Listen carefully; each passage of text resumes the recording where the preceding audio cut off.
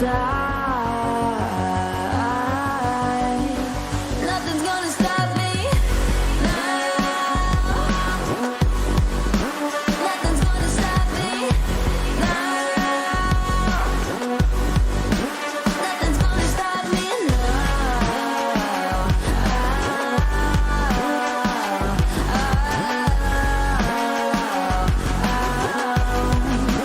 Nothing's gonna stop me. No one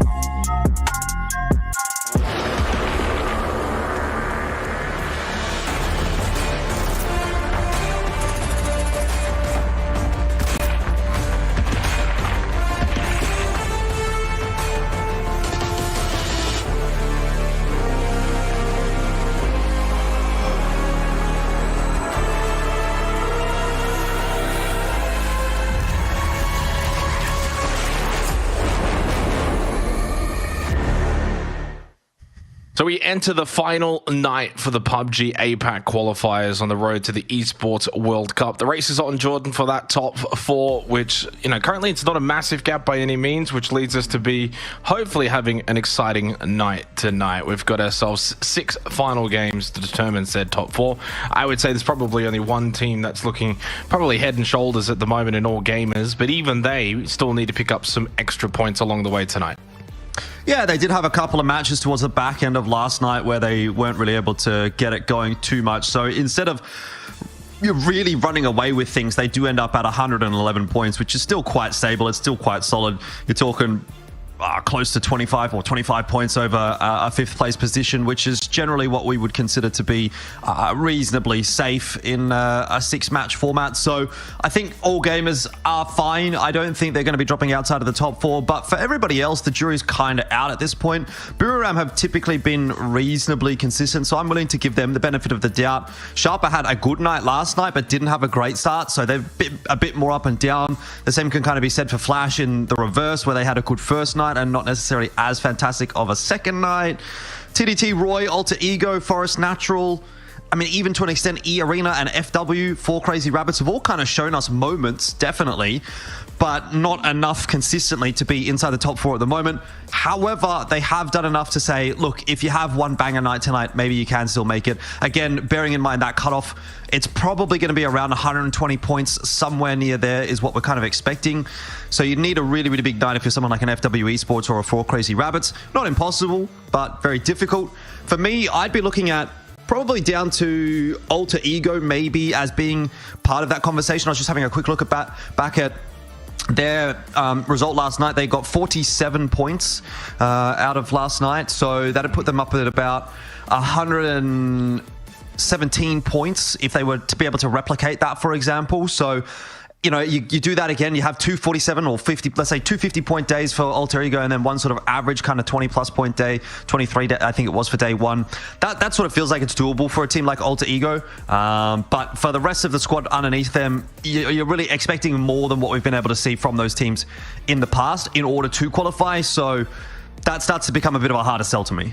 Yeah, I mean, I think that the first 2 games will probably be the most telling heading into Miramar to begin in terms of where teams are going to be really at in terms of what is required. Last night, Sharper Esports was a really good example of what you can do to catch up, and those 2 wins that they got back-to-back are actually like the vast majority of their points. So like the beauty of PUBG is you're never really mathematically out of it until probably game 5 and 6. So I think coming out of the gates for those teams around the middle part of the leaderboard, I'm not talking about, say, TDT or Roy. I don't think they need to necessarily go and get back-to-back wins to begin, but essentially for like Alter Ego down to probably even just the arena, to be completely blunt, like if they come out and kind of win the first 2 games, then suddenly it's game back on, at least for those 2 teams or 3 teams or however many start really well respectively then to the top 4. The other caveat being really like Team Flash, for instance, Jordan, was a really big talking point yesterday. Just kind of felt like weaning off a little bit after a strong start day 1. Day 2 wasn't quite as impactful. They're sitting in that 4th position right now on 91 points. Can they hold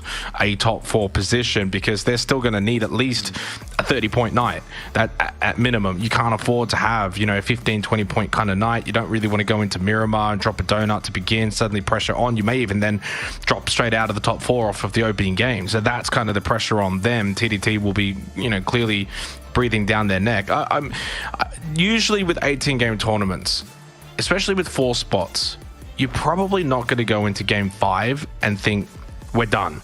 No. Maybe game 6, like you can get to game 6 and you can essentially say, okay, well, unless something crazy, super crazy happens, this should be pretty much locked up. But usually game 5 is the last real hurdle for those that will be in those qual spots. As we look at the maps again, Miramar through Taego, Rondo, and Erangel will be where we close. So these Miramar games are going to be so important, even more than Taego and Rondo. You need to start well. You need to get points on the board. If you're not in the top 4, Miramar is where you're going to need to collect those points.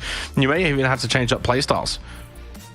Yeah, most definitely. I mean, look, you're going to have to lock in today. That's the main takeaway, I guess, for a lot of teams here. The only team that really can feel a little bit safe, I mean, I guess, is someone like All Gamers, or for the wrong reasons, maybe someone like Zanshin, unfortunately, who are just not going to make it. They're so many points away, so it's impossible for them. IPSG, Savage Men, probably also just no real conversation to be had there. So those guys can play a little bit freer, and we have talked about that as well in the last couple of weeks, right? Even when we were looking at Korea, that today's games may be a little bit messier, maybe a little bit goofier, when some of those teams towards the bottom end of the standings aren't quite as locked in, let's just say. So we'll see how things end up shaping up here, but it wouldn't be necessarily super surprising to see a couple of maybe more interesting sends, and that could definitely influence the top end of the standings. Either people getting fed a little bit more so, 4 kills early on in the game, something like that, or you know, for the wrong reasons, where you suffer a knock, someone's going to try and send your building or send your compound, you suffer a knock or two, and that may ruin one of your games. So something for these guys at the top end to be aware of, that maybe this lobby is not quite going to play out as cleanly as it did over the last couple of days. But looking forward to getting stuck into it. Obviously, we've got 6 games to go, and jury is out still at this point. And it certainly could get a little bit more exciting if, let's say, Alter Ego, Roy Esports, maybe Forest Natural would go on to actually win this first game. If they can get a good solid like 20 points out of the first game, or maybe let's say 30 points out of the first 2 games, that's where this actually really starts to heat up.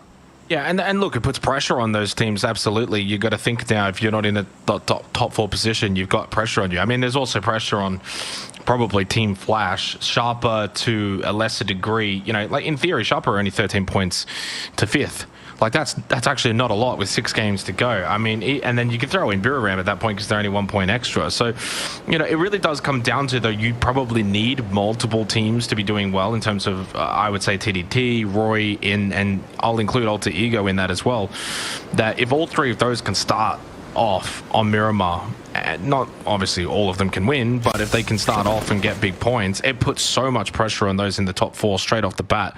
Nice playing path south to north, straight down the middle here, Miramar. It's the final night for the APAC qualifiers on the road to the Esports World Cup. We've kind of mentioned some of the teams to keep an eye out so far. E-Arena will be one of them. 66 points currently, where they stand 25 points shy of 4th, which that in itself, Jordan, you're going to get a 15 kill win. Bam. You could just erase that in the opening game and leave yourself then plenty of headroom in the final 5 matches. So things can change quickly. We saw that firsthand yesterday with Sharper Esports. It's never maybe as bad as it really seems. All it means, though, is if you find yourself in a position where you're now 25 to 35 points behind, you can't just chip away at it tonight. You can't just be getting 5 points here or there. You need big games. And so that is not going to be very easy to do. Yeah, big day required, certainly for a few. Savage Men is unfortunately not one of the teams that is really part of that conversation, nor ISG. But they're going to be having a good crack at things. Not every day that you get to play in a lobby as qualified as this one. And particularly for the stakes that are involved in this one as well. You know, even if you are a team that's maybe out of the running at this stage of the competition, you probably do still feel like, well, this is as good as we're going to get as far as competition is concerned. Now, this is interesting. Buram with an early knock onto FCR. We talked about FCR being in a position where if they had a phenomenal day today, they might still be able to make something happen. That is not the start that they would want from it. But on the other hand, for Buram, those are some seriously welcome points, because every little point that they get here early on in the day is going to make their job so much easier later on in the piece. They're currently sitting in 2nd place, but it's a reasonably healthy 2nd place. So that extra point from Uez is a massive, massive boon just to get the day started correctly. Yeah, I think I was giving a lot of praise to Buram yesterday, and coming into the final day for these qualifiers, for me, they've been the best team overall, and that's just through general play. Yes, I would say all gamers have clearly had higher peaks, considering the fact that Buram haven't even actually won a game yet. It's quite surprising to give them a lot of praise, but PUBG's not all about just getting the chicken dinner. And again, I mentioned this yesterday, the placement points that have been gained for Buram, 33 without a win, like that's actually quite incredible. You know, you're actually kind of competing in terms of placement points with teams that have multiple wins, and you're around that mark. They're 2nd for kills overall, and they've just been one of the more disciplined teams in this lobby, which is just full of chaos, where teams are sending, crashing, and at times over peaking or over aggressing, making mistakes here or there. They've looked the calmest, they've looked the cleanest, as Khan Might just find a second here for Biram, although the AUG shot's not landing on the drive-by from Ed King. Roy Esports will be very thankful they don't lose one early, similar to the 4 Crazy Rabbits, because Roy, a team that's certainly in far more contention for the top 4, 14 points behind Team Flash, which is very, very doable for this Roy Esports team that has already won 2 games so far in this tournament. Just an early rotate for Ed King. And for Roy, I think they want to make sure that they can get a decent position early on, and that's what Ed King's basically trying to do. He's now center point, trying to pull up towards the long building, but it's already taken. Biram will claim this pretty quickly, and that gives them a really nice split. Essentially a 2-1-1 split for Biram, and the triangle formation is giving them the entire center zone control here for phase 1. Yeah, this might be Biram throwing down the gauntlet for the rest of the teams in the lobby if they can start today off well. And obviously they already have started today well, but it's about converting on this game. You know, talking about that early rotation from Roy, he's still kind of floating around looking for somewhere to pull up. The rest of Roy obviously following suit, but I do think it's quite important for Roy to be able to find that stable center position. We saw on the first day, on day 1 of this qualifier, that was where they did their best work from. I felt like when they had to play edge, when they had to play out of their comfort zone, they definitely were not able to convert on those games quite as well. So day 1, where they were getting center, where they were getting a little bit more favor from the zone, let's say, they were able to do a little bit more work, and that's kind of what they're hoping for here, but they may have just sort of missed that timing window, as FCR and Biram have been the ones to set themselves up a little bit more central. Now, remembering FCR are down a player, so there is that as a factor, but looks like they're still pretty happy with how the proceedings are going. Savage Men and Team Flash having a bit of a back and forth here. I'm not really sure that this is going to be a fight that they want to be overly investing in. They're both sort of set up just south of El Azahar. Not really likely to be seeing them move too much, but letting one another know that, you know, we see you, you see us. It's probably all that's really necessary this early on in the game. No knocks coming from it, bit of chip damage here, but yeah, if you just get stuck in a long fight like that, you're going to be burning through resources. So I dare say they're going to just have a little bit of a handshake there and stop shooting at one another for a little bit. At least until the next rotation is concerned. One of the top 4 teams in Sharper, by the way, down in Los Leones here, and this is a very northern circle, so it's going to be a very late rotate for them, actually close by to Zanshin. Alter Ego coming in from El Pozo, again, another team that's probably not going to get good position, and they need a big game. More pressure on Alter Ego than comparison to, say, a Sharper Esports, who, because of their big day yesterday, you know, they kind of put in the work early. They get the reward early.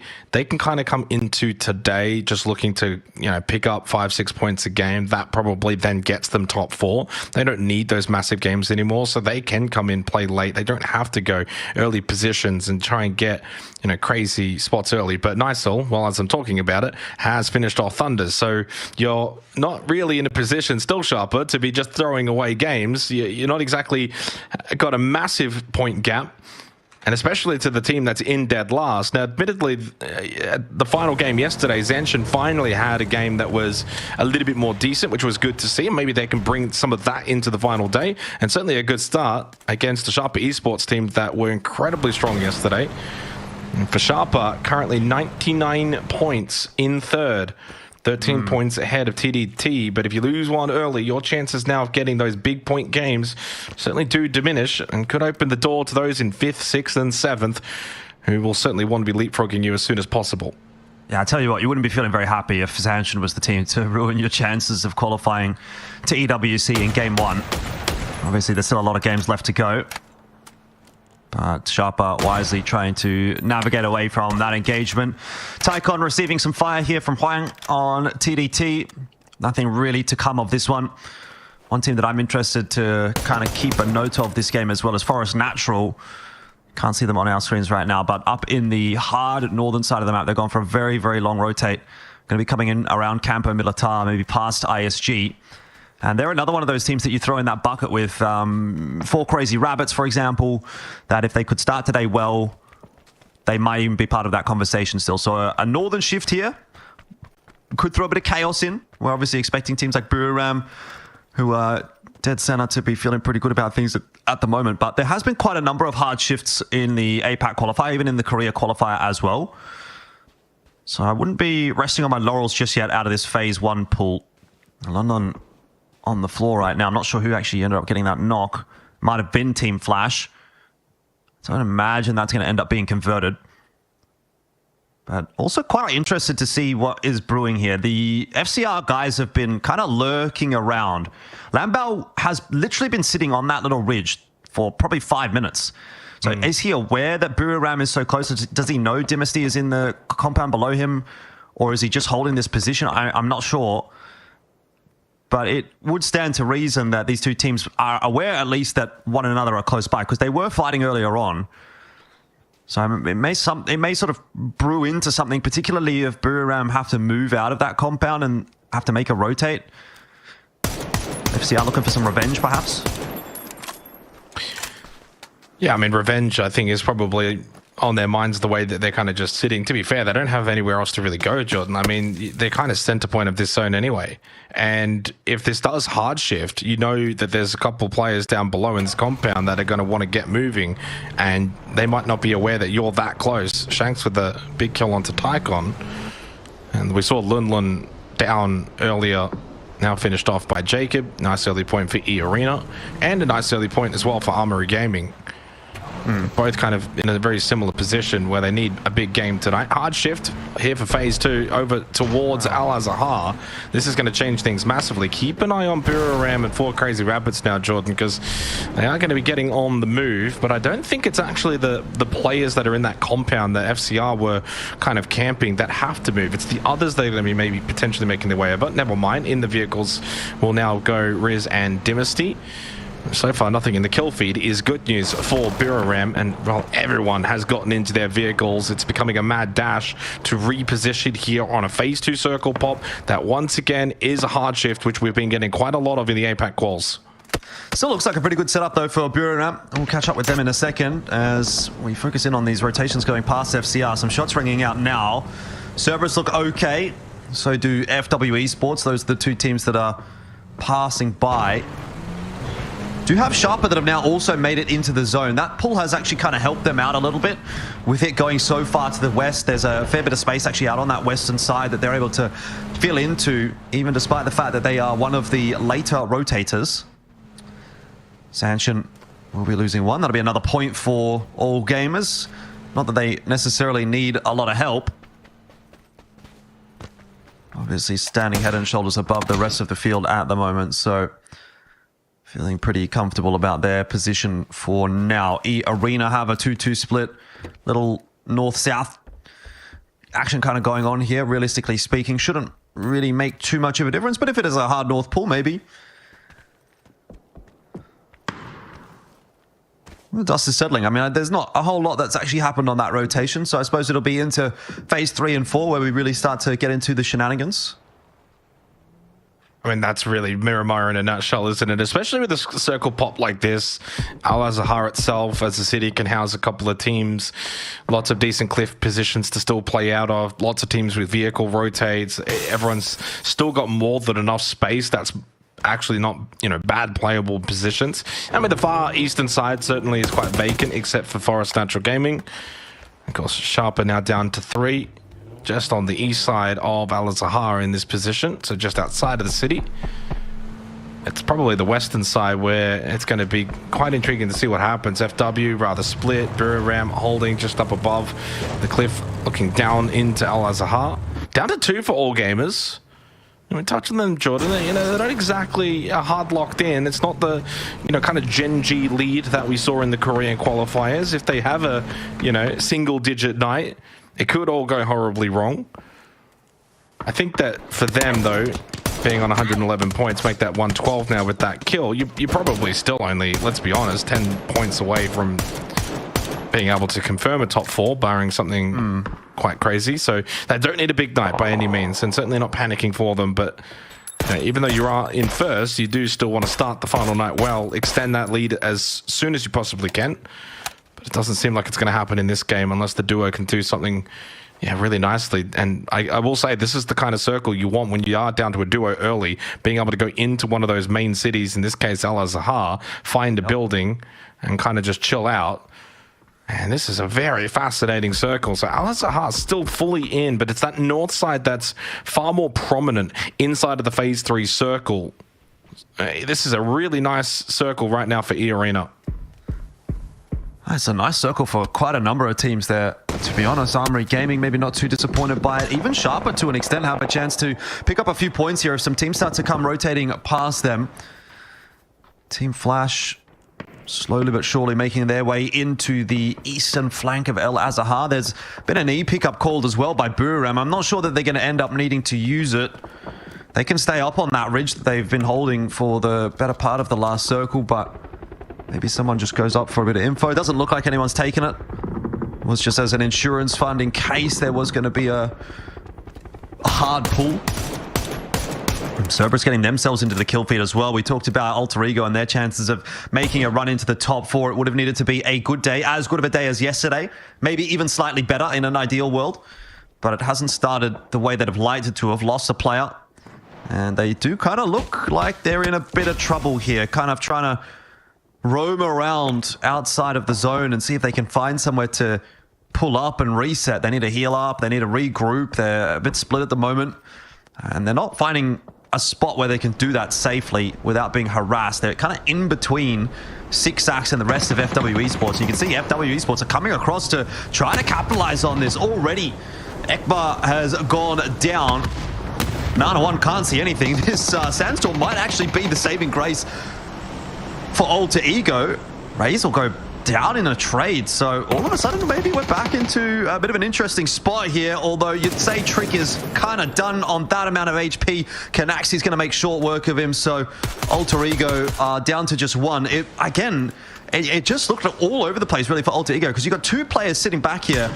Look, I guess granted Eggbug got dropped, but man was out of there. He didn't want to borrow it, so I reckon he's made a call and said, let's leave.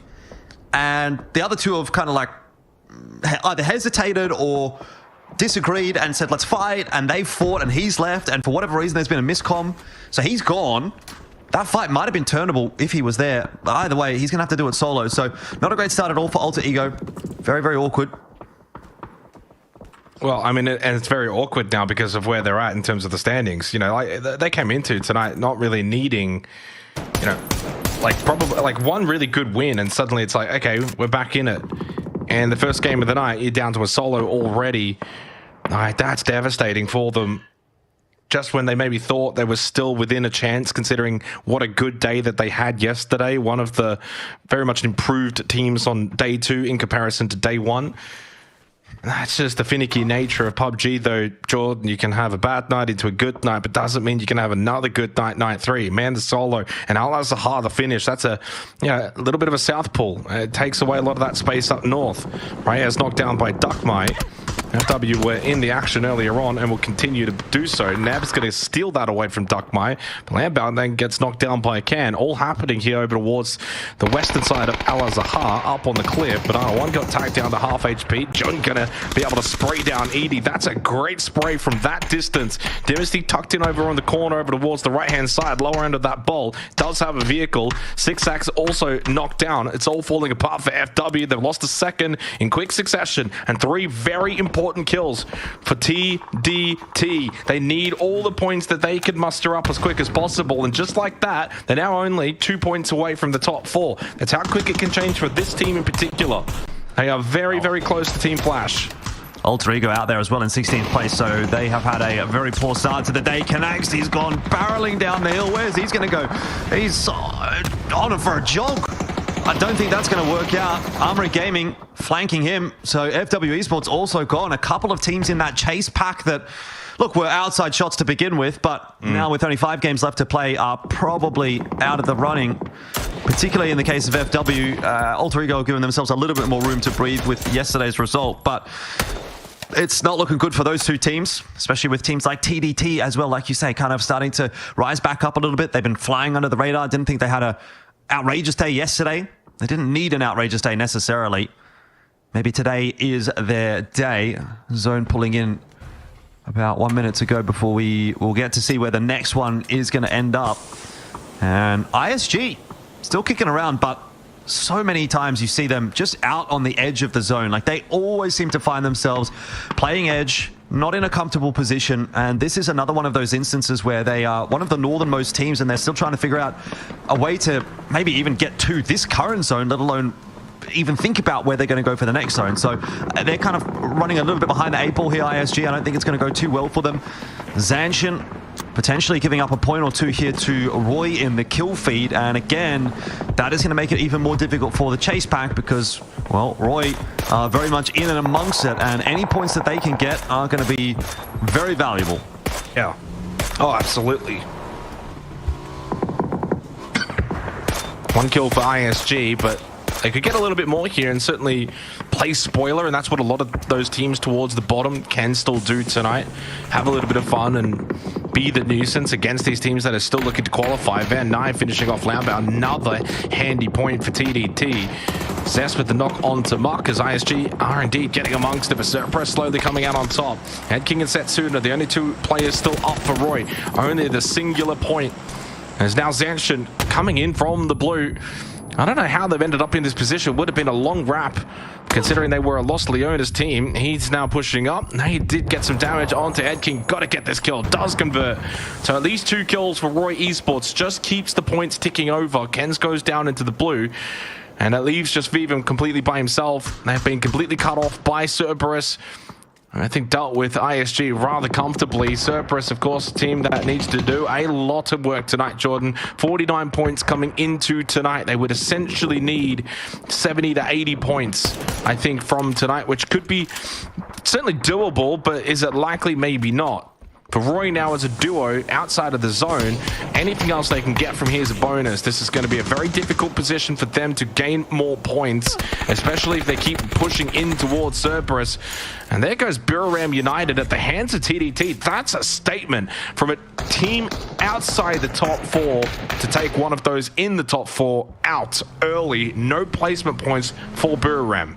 I am actually very intrigued to see what's going to happen here for Simon T. He is kind of a little isolated away from the rest of Cerberus, who are mostly focusing on TDT. You do have Roy having a look in his direction. Setsuna, those shots that you can hear right now going in the direction of Simon T. It does not look like they found the knock. And I think they would have needed to have gotten it right then and there if they wanted to secure that point. Now that the information has been given away to Cerberus that there is a team pushing at their back, they're probably not liable to lose any players in this, what would be 4-on-2. Zizzy, however, is going to drop, and Sharpa picking up some big points on offer right here. If E-Arena end up losing this fight, this is going to start to set Sharpa up for success. Yes, they're down to 3, but 4 points on offer if they can dispatch of E-Arena right here. And Sharpa will again continue to improve upon their position, perhaps maintain a top 4 spot at the end of this game. Be exactly what they'd want. Roy somehow has gotten in there for the steal onto Zizzy. This is just starting to turn into a bit of a mess. Jedi gets the knock onto Lyrics. Noran's trading one back there, of course. Sharpa down to 2, but E-Arena down to 0. And that'll be 3 points at least for Sharpa. 1 was stolen away, but they'll take it and continue to improve upon their solid position coming into day 3. A dent into the campaign as well for E-Arena. Unfortunate, no placement points for them this game. TDT have come out of the gate swinging though. 8 kills, got themselves into Al-Azhar, 4 players up, so they'll likely make top 8 from here. And we go from a top 4, Jordan, to now really a top 5, which is really good coming into the final night. TDT have really kind of set the challenge down to those teams inside of the top 4. Obviously, Team Flash on the south side of Al-Azhar, 4 men up. You can see them off into the distance. They don't get the circle shift, though. That goes to the north side of the city towards, guess what? The duo of All Gamers Global, who have been able to stay alive, Destroy and Himas. Can they collect some placement points and maybe even further than that, some extra kill points for a team that lost 2 players virtually at the start of this game? Zest knocked down by Opons of Armory Gaming, who are inside west of Al-Azhar. Zest then gets eliminated, so Cerberus are going to find out very quickly. This is a tough position for them to play out of. 25 seconds, blue starts moving. You got to push down this hill, try and get towards Al-Azhar. Not going to be easy. 4 kills so far. Ed King in the Murado is going to blow up. That's going to be the end of Roy Esports. So they just miss out on placement points, and they just miss out on a valuable game where Sharper, Buriram, not picking up big points. Although Sharper, I don't know how much they could do against even just this duo. I think they go out here coming on that crash sand, coming down from that hill. Himas and Destroy are getting fed some valuable points, and I believe it is only Exquisite that is currently up right now for Sharper. So I think they're about to go out here. Would be about a 5-point game, which is fine for them. Although Blue Zone nade knock onto Himas. Leo does steal it for X-Men, as he's absolutely inundated with Blue Zone nades. Destroy even then goes down. Simon finds an angle, and in the end, Sharper find a successful crash.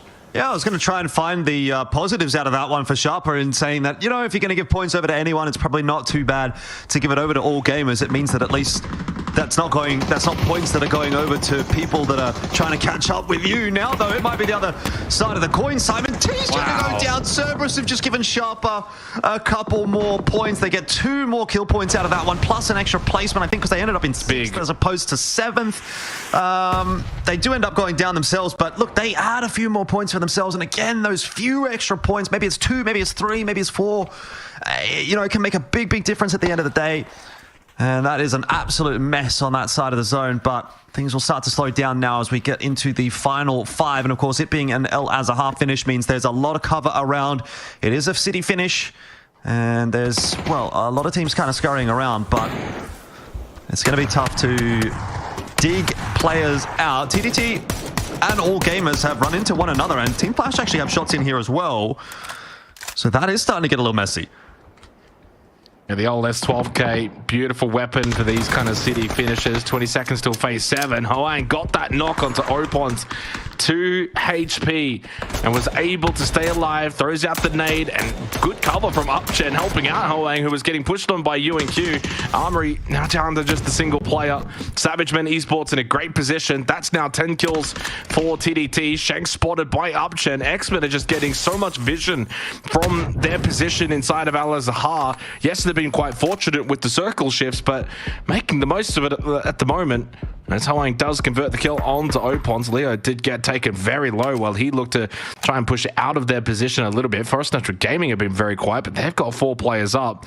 And going back to Sharper, I mean, yeah, they went from a 5-point game to virtually like an 8-9 point game in about the span of 30 seconds. That was almost doubling their points so quickly. I thought as soon as they were going to come down that hill, it was going to be a crash send and it was going to go horribly wrong. And it started off that way. And how quickly it turned into a big positive for them. So that's a big game for Sharper Esports to just continue to keep their points per game average rolling nicely after a great day 2. Now to start day 3. Team Flash, just a single kill, but they are in top 5. Now it's the moment, though, in this kind of game for, the team coming into tonight that was on the precipice in 4th, with TDT having the game that they've been having. As it stands, they're not in 4th anymore, they're now in 5th. So they need to get kind of picking up points against the likes of X-Men and Forest Natural Gaming. I like this setup, though, for Forest Natural Gaming. This is the position that so many teams were fighting over. It's actually not a bad spot to be in at this point in time. We'll see where Phase 8 says and what that's going to dictate. But if they get a reasonable pull here, they can actually go on to win this game. And even without it, maybe a couple of smokes gets them back over that road and into the city itself.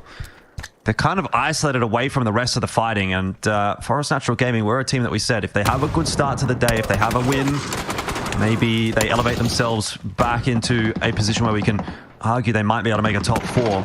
We are now into the top 4 for this particular match. Team Flash have got themselves 4 strong. Forest Natural Gaming the same. X-Men down to 3 and TDT down to 2. Interesting to see Team Flash and Forest Natural Gaming, though, in this top 4, because that is going to mean at least those 2 teams are going to be picking up some serious points in addition to TDT. So I think that the race is going to start to heat up a little bit after this game of Miramar. We'll get into that whole discussion when we do get to the leaderboard before the next match. But right now, seeing where this next zone pool is going to go is probably the most prevalent conversation. 5 seconds, and we're going to be pulling that one through. And Forest Natural are going to be hoping that it's going to be a northern pull, and it will be just enough of a northern pull that they don't have to move away from this compound. So they're happy with that. X-Men, of course, not too disappointed.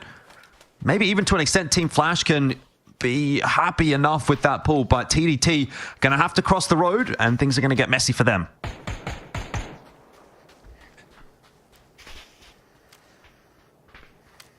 don't forget, Forest Natural Gaming, 8th, 68 points, close by to, the Alter Egos and the Roy Esports. They got themselves into a top 4. This is good. Yeah, it's only 1 kill, but now in a position to maximize on this late game position.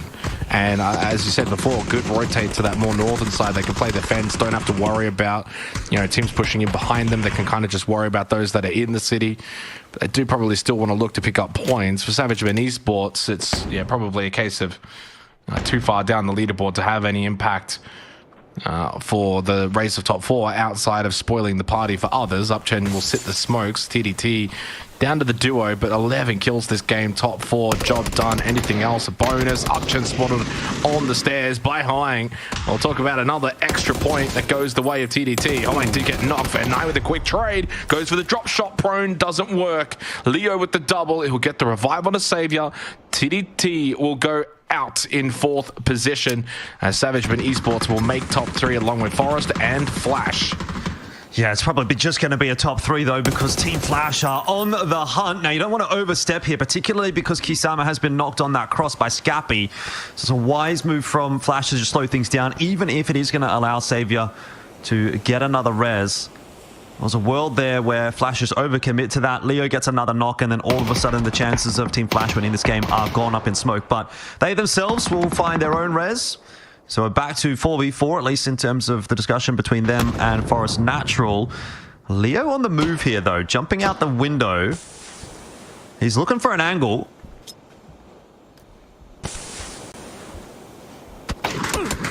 Has to be aware of what's happening at his back, as Forest Natural are also finding some space.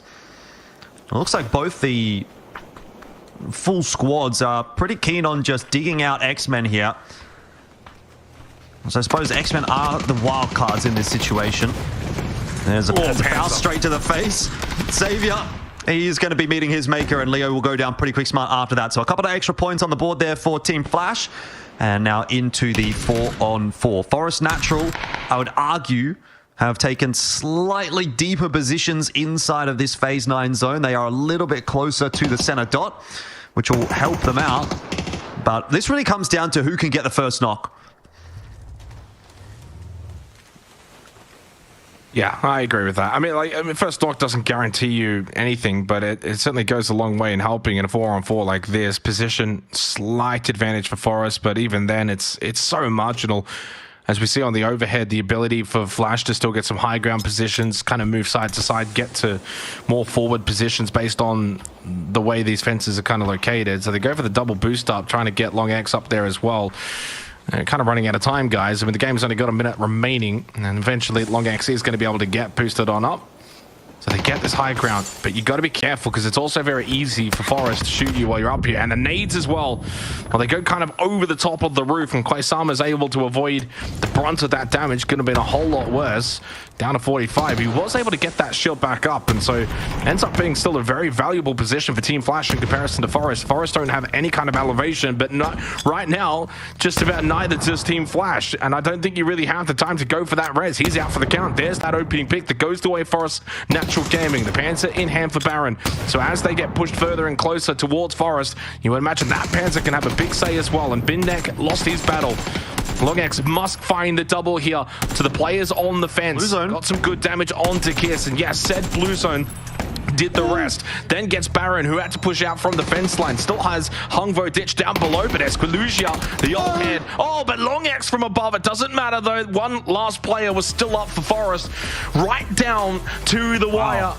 A great game on Al Azahar, really. That was the map for about the last 5 phase circles. It was a good little TDM scrap, but Forest Natural Gaming will collect the chicken dinner. It is their first of the APAC quals. Yeah, man, that was a little bit too close for comfort. Forest Natural would have been sweating. Good effort from Team Flash. As you talked about, that high ground ended up actually coming in really quite valuably, but wasn't enough for Team Flash. Still, you have to say, a top 2 there for Team Flash. Yeah. It's good. It's a good result. They're in 4th coming into that game. They probably maintain top 4 Forest Natural Depends on points. TDT had a huge game as well, like 12 kills and fifth as well. So, I mean, it's going to be intriguing to see how that's shaping up. I said it during the game, Jordan. It feels like a top 5, a real firm top 5 now tonight because of that game from TDT. Huge opening game here on the final night. Short break when we return straight back to Miramar.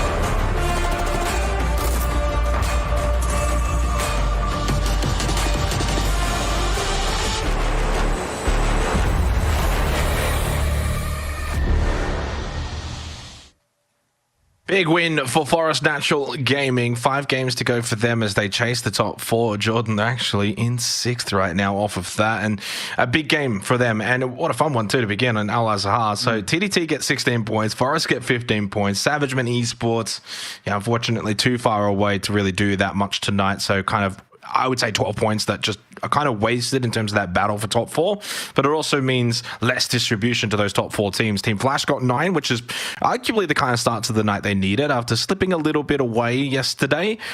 Kick off with a nice start here with 9 points. Funny that they started in the top 4 with those 9 points. They're actually out of the top 4 based on what we saw from TDT. It's not a big gap though by any means. Sharper with 8 points, and yeah, they had 5 on the send, got an extra 3 immediately after that as well. Only the 3 points for Roy and Ram, 2 for All Gamers. So some of the teams towards the top end not quite, getting the points necessary, Jordan, and it's made that overall leaderboard look incredibly spicy now. It has indeed. I mean, look, obviously all gamers are still pretty comfortable up there at the top end of the standings at 113, who have actually been eclipsed now by Sharper. So in the space of, I don't know, maybe 4 or 5 games since about halfway through yesterday, Sharp have gone from somewhere in the middle, maybe not even really a big talking point, straight up to 2nd place on 107 points there. So they do eclipse Buriram. TDT almost catching up to Buriram as well. We've got Team Flash just behind them by a couple of points, and then there's that significant drop. But when you consider that significant drop is to Forest Natural, who did quite well in that last game and maybe in some pretty good form tonight, feeling good. Again, all it takes is one decent game out of Forest Natural or Roy at this point. It kind of feels like those are probably the only 2 teams worth mentioning at this stage, because even, let's say, should Alter Ego go through and have a big game in the next, they're still going to be a good 5 or 10 points off of the pace, assuming at least 1 or 2 of the teams in the top 4 get some points in that game, which is a fairly safe assumption. So it's still a bit too early to really get too far into that nitty-gritty, but it does kind of feel like maybe it's a 7-horse race at this stage. 8 maybe at a stretch.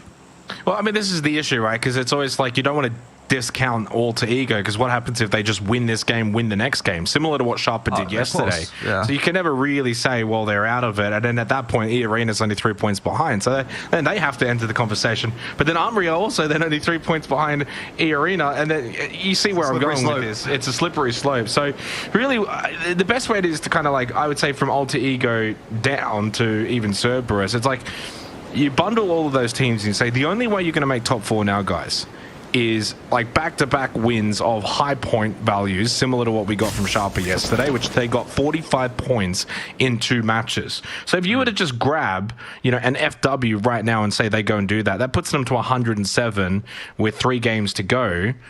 You're back on, you're back in the race, and you can then, do something in the last 3 games. But essentially, the best way to really kind of finish it all off is not only is that very unlikely, but it's going to have to happen, and it can only really happen to one of them. So a lot of those teams now, you could say are virtually out. You just don't know really which of them. Which one? Which one is it? But obviously, really big now that TDT, the game that they had, it gives us a proper top 5. I think obviously Forest, Roy, as you kind of touched on, close enough that they don't need back-to-back, but if they can go and win this game, like a 10-kill win, then it becomes a top 6. So we're really set up quite nicely. Southside Circle here for what will be our final Miramar game of the APAC qualifiers. Moving on to Taego after this. So this will be the last time that we will see Miramar with this lobby, with these teams at this tournament. And it is going to be Los Leones that features heavily for Phase 1, but may not, in the further phases, as the long shoot past Brickyard and will get himself the choice of vehicle here. Ooh, which one would you pick? Pickup truck for sure. You're a bit of a 4x4 man? Yeah, I think you take the pickup truck. Family man, you need that extra space. Yeah, maybe back in, let's say, 2020 PUBG, I would have taken the Murado. Yeah. Back in my youth. Got older and wiser and less cool. It happens to the best of us. It even got Xenox. It could happen to you, dear listener. TDT, though, big day to kick things off. I wonder if they can follow suit, though. That's going to be the big thing for TDT because, I think generally speaking, they've been a team that has been amongst it. They've been around it, but they haven't really done enough on a consistent basis to convince me necessarily. I've seen good stuff from them, but then I've also seen them go the next game and get absolutely nothing. And they can't really afford that in this situation if they want to hold on to top 4. It is a tenuous top 4 at the moment. So it's going to have to be a good across-the-board performance from them today. Same can be said for Team Flash. We need more of a Day 1-esque performance from Team Flash as opposed to what we saw on Day 2. Two very, very different sides of the coin as Keisama is... he's struggling to get into the garage. It's a bit like you the first time you got your new car as well, Xenox. I recall you had some trouble parking that one as well. It's a bit more difficult than the old sedan, isn't it? Yeah, it's a little bit bigger, isn't it? Rear view cameras and whatnot. Well, I mean, yeah, you're right about TDT, but they're not the only ones now because, like, the gap between Sharper down to Flash is 7. So that encompasses Flash, TDT, Booram, Sharper. So none of them can really now actually afford to have, you know, poor games. Like, that's the beauty of having 5 teams now. If we had, like, a proverbial top 4 and, say, 4th to 5th, there was, like, a 25, 30-point gap, there's more freedom. There's more of that safety blanket that's there. But even just having that one extra team, and then especially when 2nd to 5th is so close, it could be any of them that then suddenly drops out. So in the blink of an eye, you know, coming into tonight, we might have felt like, oh, Sharper, Booram, well, they're, you know, again, not locked in or anything. They look quite comfortable. They've been playing good PUBG. What a wonderful night 2 it was for those 2 teams in particular. And suddenly you don't pick up a lot of points game 1. And then suddenly your competition does. And so suddenly now you find yourself thinking, oh my God, it's match 14 and we're still not safe. Like it could still go horribly wrong. We could still not qualify. So that's always in that back of the mind now. The way that they're playing these games, there's that tiny little bit more tension that's just naturally going to be there, even if it's in the subconscious. Every move you make, every decision you make, all gamers are also not, you know, going to be prone of that. Like, they're 113 points, so that's 13 points to 5th. That's not a lot. Like, they could find themselves very quickly in the next 2 games in a very similar position to those teams. Keisama, you've got to get this manage this? Like, buddy, you do not deserve a driver's license at all. What is going on here? He's like... He's slowly getting there. It might take a couple more... There we go. That was about a 3,000 point turn. I don't think he's getting his license. I think he's gone again. Wait, hang on. How have you managed that? For whatever reason, he can't get it in the garage. Yeah, it's the ramp. It seems like it's getting stuck on the ramp itself. Yeah. And he's like, oh, now he's lost his tires. Now he's lost the... Oh, okay. no, it's all gone That wrong. is hilarious. That funny part was he got it out and then he fixed it and then he was like, I'll try the other ramp. And then the other ramp did the exact same thing. Yeah. And then it gets stuck again. But by going to that ramp, he was then able to... Someone else was able to see that car and shoot at the tires. So it's that's just hilarious. Just a bit of a mess, really. Yeah. Fun times. Hopefully not an issue for Team Flash going forward. I mean, they're fairly central, so may not necessarily be needing those vehicles for the long term. Sharper Esports feeling pretty comfortable as well with their positioning. So down and around Los Leones. Again, we're probably not expecting this one to go into Los Leones, so that area of the map has largely been left unoccupied. Most of the teams banking on this, pushing out a little further to the west. There's a slightly larger portion of the zone out to the western side of Los Leones, so not a bad gamble. And at this stage of the game, just about 7 minutes in, nothing too untoward having occurred, as almost everyone's made their rotation in. Armory may be about to run into FCR, though, and it seems that they know that Lambau is there now that grenade has gone off. I assume that was a grenade from Lambau to prevent a crash, but he's recognized that this is too dangerous of a situation to be in, so he's just going to get out of there. It's not a bad call at all. See if he can join back up with the rest of FCR. And yeah, another important game coming up here for FCR. If they ever wanted to be part of the top 4 discussion, they would need to get it done right here and now. They had I think a 0-point game to start the day. So this is pretty much their last chance. Yeah, I mean, it goes for probably a couple of teams because we're essentially saying for a lot of those middle pack teams, you need 2 wins, right? And we've got 5 games to go. So if you don't get it here, then there's 4 games to go. And you might say, well, then, you know, you can still, get 2 wins, but you also going to probably then need 3 wins. So then you're going to need 3 wins from really the last 4. And the reason is because if you don't really get much from this, then the top 5 teams are going to get points. So, you know, it really does kind of feel like this is it. If you're a middle pack team here, you get the win, you extend your lifeline a little bit. You don't, you're probably going to be thinking, yeah, this one might be done. Not impossible, of course, to still then, you know, win out the remaining games that are there, but it just isn't likely to happen. And like in modern PUBG, you don't see teams go and win 3-4 games in a row. Like the unexpected teams that certainly the you know, the number 1 seeded team might have the capabilities, like a Gen G in the Korean qualifiers was, you know, not, you know, all that surprising. But for, say, an Armory Gaming or for Crazy, you know, Rabbits or you know, Cerberus, for instance, you're probably not anticipating any of those teams to go suddenly and win 3 in a row. It'd be quite a surprise.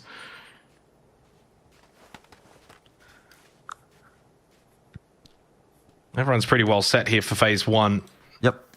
Not really a lot of movement remaining. ISG over towards Power Grid. AG's got U and Q still over here, separated from the team, so they kind of got a 3-1 split at the moment. Forest off the win in game 1.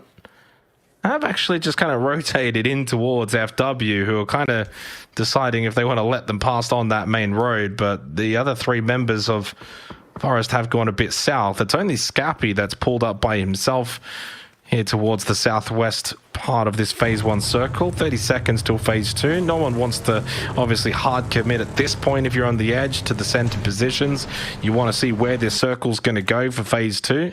Rightfully so. TDT will hold out towards the west side of Los Leones. Flasher around there, Roy's around there, Irina's around there, and Zanshin are in there. So those are the teams that are very much playing out of the main city. All right, zone pop. Where's it going to go?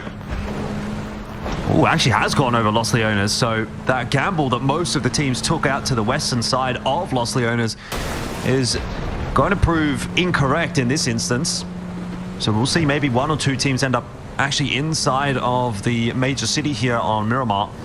But Buram once again getting a circle that looks on the surface of it to be reasonably favorable for them to get to an early solid position. That didn't end up turning out to be the case in the last game.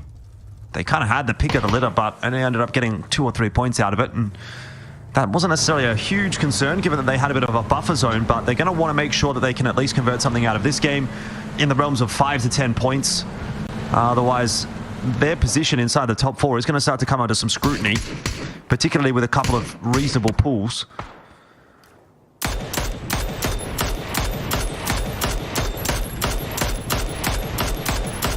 I mean, you always got to shoot your shot if you're Ed King here. Always got to take your chance.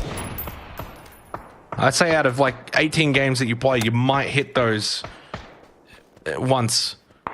But that once might happen then and there against a quality opponent that you want to try and catch up on. So yeah, those shots are fine. Very difficult to land. It's never expected to land. You're kind of just hoping and praying. Straight with the knock onto Egba.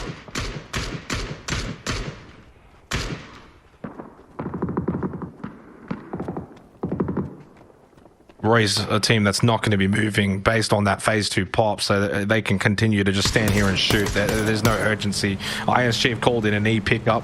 Sharper on the south side of the circle, backfilling in behind the rotator Forest Natural Gaming. FW had pushed into Los Leones, so they've committed to the city. There's still enough room outside Los Leones. Like, you don't have to hard commit the main city in phase 2, but with the way the circle has kind of shaped up, yeah, back in, I don't know if it's as applicable now, but the cliffs north of Los Leones were old unplayables. I don't think that applies anymore. And then ISG are going to just drop straight into Los Leones, which fortunately for them is actually still not entirely occupied, although Fever does get eliminated, Runax as well, and Goni decided to land on the crane. He gets wiped out. That one stolen by Ken's. TDT though, they've got themselves, I think, the other 2, and Muck now the solo for ISG for what's been a rough tournament, unfortunately, in these APAC qualifiers. Yeah. I didn't have super high expectations necessarily for ISG. But maybe would have liked to have seen a little bit more, just purely because they are the sole Japanese representative.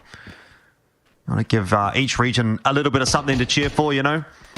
I always remember toward the latter days of when the ANZ teams kind of fell off in a sense of being able to compete in the Asia Pacific wide tournaments.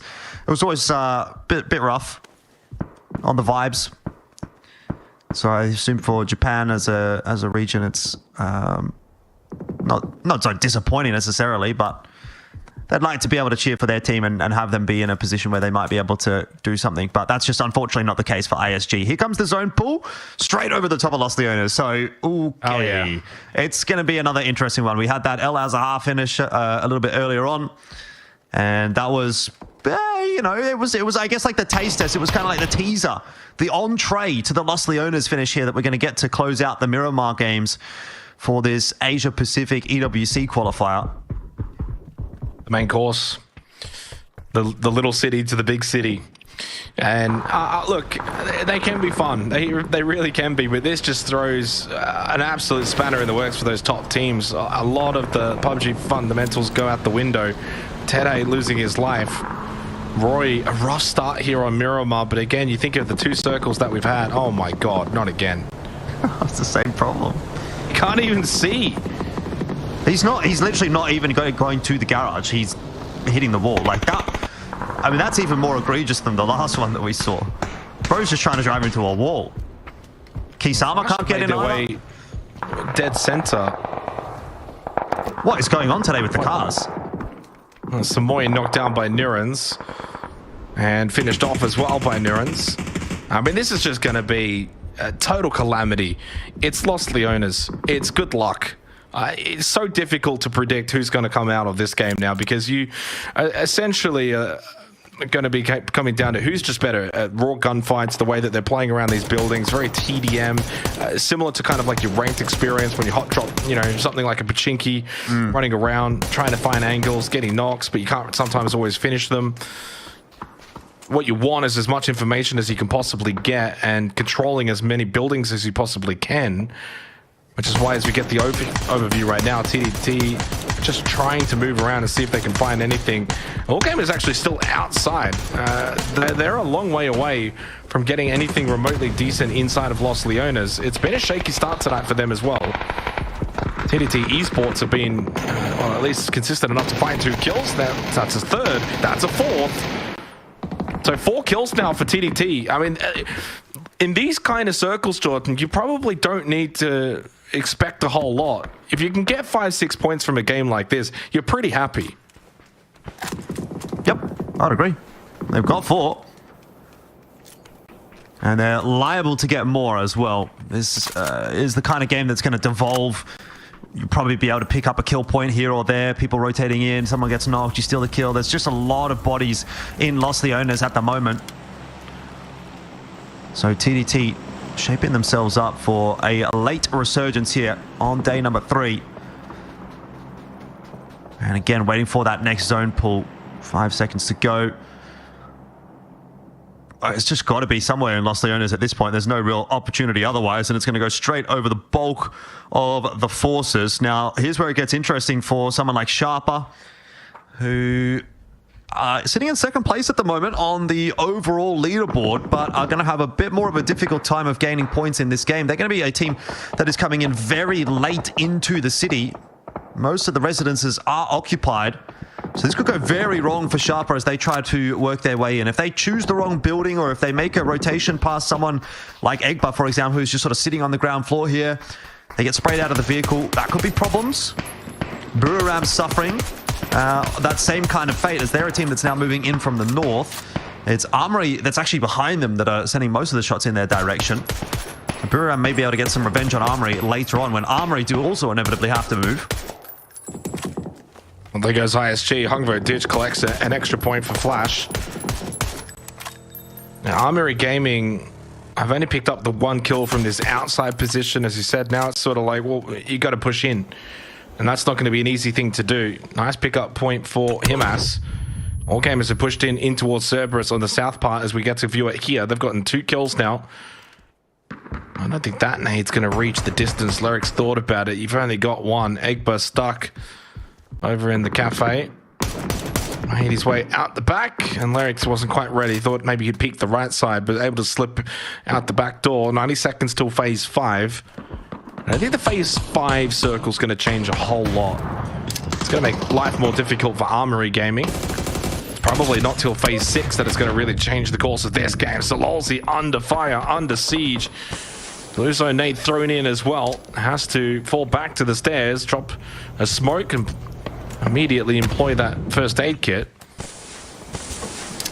Hawaii knocked down by Hungvo ditch, and yeah, it's just total carnage.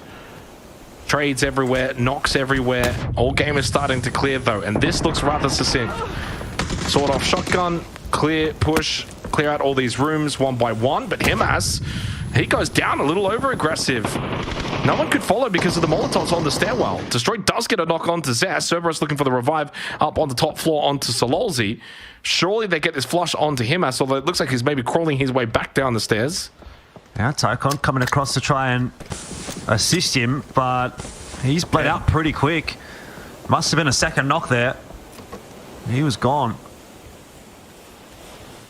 And so all gamers and Cerberus have somewhat of an uneasy occupancy of the same building. One on the top floor, one on the second floor. I mean, it's going to be okay for the next 30, 40 seconds or so, you'd think, although they are going to just keep having a crack at one another. But once that zone pushes them away, when that forces their movement, then they're going to be in real trouble. He actually got that in the window. That's an insane angle to get that Molotov in the window from the floor below. I mean, you got to think now here for all gamers, is this worth the clear? Because there's still 2 players up. If you lose another player, you're down to 2 yourself, which is pretty much what happened in the last game. I wonder if Hisaki's thinking about a jump out Panzer. Then hits the window, but it just drops too quickly. Can't really turn that Panzer around. Maybe he's looking for the reposition. Tell you what, this is not bad critical thinking right now from all gamers, but you can see the way Hisaki's kind of looking into the city. It's like, is anyone watching this? Yeah. Everyone's more over towards the main part of Los Leones. So. Oh, he's got him. There it is. Yeah. He's got him. Panther through the window. Simon maybe expecting... Well, and they all ran out, though. No one was actually backing in Hisaki to get that Panzer to land. Molotov as well. Good nade. Solozzi's dead, so only Simon left. And there's a driving on by Sharper Esports. Simon does get a knock on to Tycon. 4 kills, though, for all gamers. And they've actually, by and large, done a decent job in this fight. More Molotovs on the stairs. It's been a fascinating one to watch. And ISL finished off by Jacob. Iarino have picked up some early points this match. Hey, all gamers have had enough. They're just going to send it, working their way up the stairs. Destroy, ducking away from the flashes. Simon T is out the window. Oh, and he's being very stealthy. He's going to try and do something cheeky. I don't think Tycon would have spotted him falling out that window from down there. He's got no info, though. He's got no idea where they could be coming from. Might have just heard the drops. Yeah. He definitely heard him. At this point, I don't know if it's worth going back in. I think you try and go for the res onto Tycon. You want the numbers up if you're all gamers.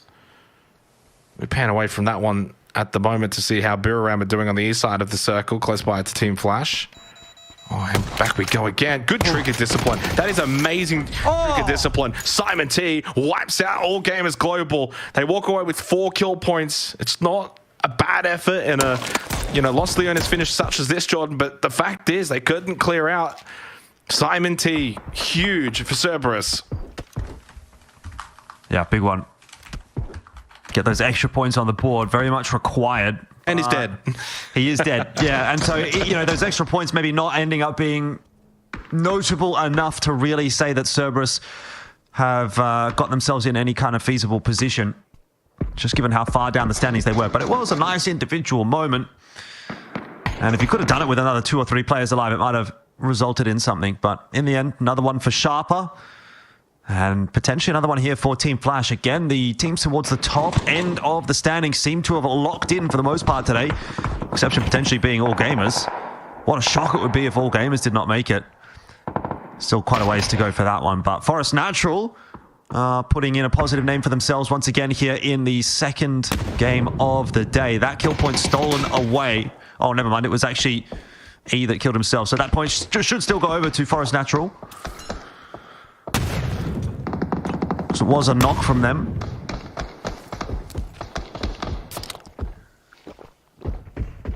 But they've got to move.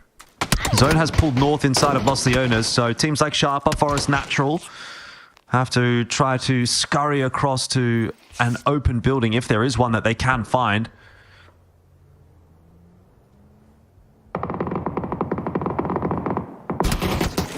Ray is knocked. Akbar unable to get the flush and loses his life all to Ego. What a great day yesterday, Jordan. I certainly feel for them here on night 3 that they haven't been able to kind of follow on from that success yesterday. First 2 games, just not picking up the points that they really needed to kind of keep up that pace with the top 4 or 5 teams. And ultimately now with 4 games to go, you think unless it takes a Herculean effort, that might be their time done at this tournament. Big knock from Jacob. Feels like E-Arena, this might be their last-ditch game. They've been in that kill feed quite prevalent enough throughout this match that it's to suggest they're having a decent game. They're on the south side of this circle now for phase 6. But clearly, if they're winning their fights, that's honestly a bonus for them and need all the points that they can muster up. Forest Natural Gaming lose 2 quickly. Edie, Rez, and Can. The last 3 up for Buram. No kill points. Gotta remember, it's not a super safe top 4 for them right now, no matter how good they played throughout day 1, day 2. If they can't bring that same performance day 3, they're under threat. They're under siege. Appraisal, knocked, finished. There's another E-Arena. We haven't really seen their POV. I'm curious to see how many kills they've actually got, because it feels like they've had a decent amount, Jordan. Yeah, it certainly wasn't the follow-up game that Forest Natural was going to require to keep us interested in their little run in toward the top 4. Zanshin going to get eliminated into 11th place for this game. These are the games Buram don't want. They're so good in the more natural PUBG environment. I think that these kind of city finishes are not their strength. Chaotic, right? Like, I don't think any team really wants a city finish like this one. Maybe some of the teams towards the bottom end that don't quite have the same fundamentals of the top teams. Zizzy needs to be very careful up there. He's just going to go prone. That'll be safe enough. FW Esports eliminated at the hands of Sharper, who once again are displaying some degree of form.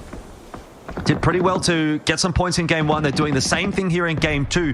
These have not been favorable games or easy games for Sharper, and yet still we're seeing them now potentially getting even into the top 8, but also just 3 or 4 kill points on offer here and there. And that will be enough for Sharper today. So I'm feeling pretty good about Sharper's chances at the moment, more so even than Buriram. I feel like Sharper has been involved a lot more than Buriram so far. Again, it's the circles, though. I think we'll have to see Taego and Rondo to come. I think you'll see more from Buram on those maps. So I'm not too worried for Buram just yet. There's enough body of work. They've got enough in the chest to say, yeah, okay, well, these city finishes probably not our forte, but get us in those open fields. Get us where, our positioning strength is going to matter a lot more, and that's where they can do their work. Roy Esports, that's a team I'm certainly starting to think has just fallen away from the conversation as they get eliminated in 9th. No placement points for them. A bit of a disappointing start to night 3 for Roy. As there's that Panzerfaust. They're not out of it yet. He is low. They've got 1 kill, and they're into the top 8. So they're just, scrounging some points in a city finish. There's nothing wrong with that. That's what all of these teams are trying to do. No one's really ever going to be super dominant in a Los Leones finish unless you got super high ground, which I think E-Arena kind of do on that south side. Exquisite Thunders, double knockdown. Lambao has been incredible over the last couple of minutes. Zizzy trying to steal, and I think he may, and indeed he will. And this high ground advantage positioning for E-Arena has been super beneficial. Will they spot the other down player? These are some handy points for E-Arena. Zizzy loving it. He's gotten up onto the high ground. Might not have to get down from here too soon either. It's into the phase 7 zone. This is maybe where it comes to an end for Sharper, but a top 8, 5 kills. They get 6 points out of it. You're going to take it. You're going to be happy enough. Keeping the scoreboard ticking over. Earth just probably going to be going down to the blue here, making sure that he doesn't give up any more points to anyone that might be trying to contest him. Although it would have been likely a point over to FCR, so probably a moot point regardless. It's a nice headshot in from again. 4 players up, 4 kills, play some points. I mean, they're having a great final day. Well, let's just see what happens here for E-Arena, because again, they were one of those teams that was kind of close to being on the cutoff, but if they could put together a big game here, particularly if they can pick up a few more kills in the back end of this one, then maybe there is a storyline that will start to develop for them as well. Zone has pulled away from E-Arena though, so job's going to get a little difficult. Team Flash suffering at the hands of Savage Men. So that'll, again, be a bit of a sigh of relief for teams like TDT, who are directly jostling with Team Flash for positioning inside of the top 4. Long X trying to hold on for the moment. Dumping his util, dropping some smokes to make it a bit more difficult for Savage Men to clear him out.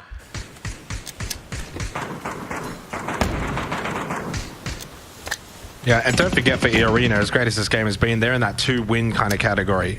Not necessarily win, but you know what I mean in terms of 2 massive games. So they're going to have to do this again to then really catch up going into the final 3 maps. Bidneck finished off. And Lunlun definitely keen to try and find this last player from Team Flash, but Long X is not making it easy for them. They're just tossing grenades back and forth. A little ring around the rosy. Who wants to commit first? Long X or Lunlun? Lunlun doesn't need to commit though. It's probably Long X that needs to be the one to finalize the decision. Well, they both just had their backs turned to the window temporarily. Lovely little shot here with the S12K. It does get the knock and flush. Nothing that Upchin can do. The door was closed. Long X goes down to the blue anyway. That's top 6 for Savage Men Esports. They'll get another point. They've been much better tonight. Certainly far more involved. And certainly to the level I expected them to bring to this lobby over nights 1 and 2, but it just wasn't quite there. Leo, though, now just the solo. Armory Gaming, 2 kills, soon to be potentially 3 if they can convert Upchen. And despite Buriram's slow start to this game, their positioning is their strength. They've been able to get themselves to the late game. 3 still up. E-Arena will no longer get to play this high ground for much longer. That blue will start moving rather quickly, so you got to start getting the smokes out, parachute down. 1 more player spotted, maybe 1 more for good measure here from Zizzy. They've done a decent job to collect 7 kills, but as they drop down, they're going to have to join the fray. They're going to have to get their hands dirty at the end of this one, where it's going to be a smoke-filled finish towards the streets of Los Leones. Zayu with the knockdown for TDT. Here comes the parachute. Zizzy's just going to die immediately. Knocked and falls to the ground. Dead. Riz will collect that kill for Buriram. Another one for Riz as well, on to Nurans. EA, of course, were able to benefit from that high ground, but as soon as they've had to come down, they've come down so late, everyone's well positioned to watch for their fall down. 2 up, nade for Can, only the 1.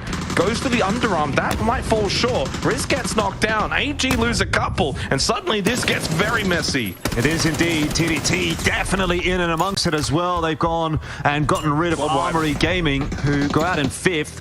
So we'll be into the top 4 here. Can has got a Panzerfaust of all things, and he's just going to try and fang that over in the direction of E-Arena, you'd have to imagine. They might be first after this game, TDT. I legitimately think they'll be in first place. Oh, what a turn of events that would be.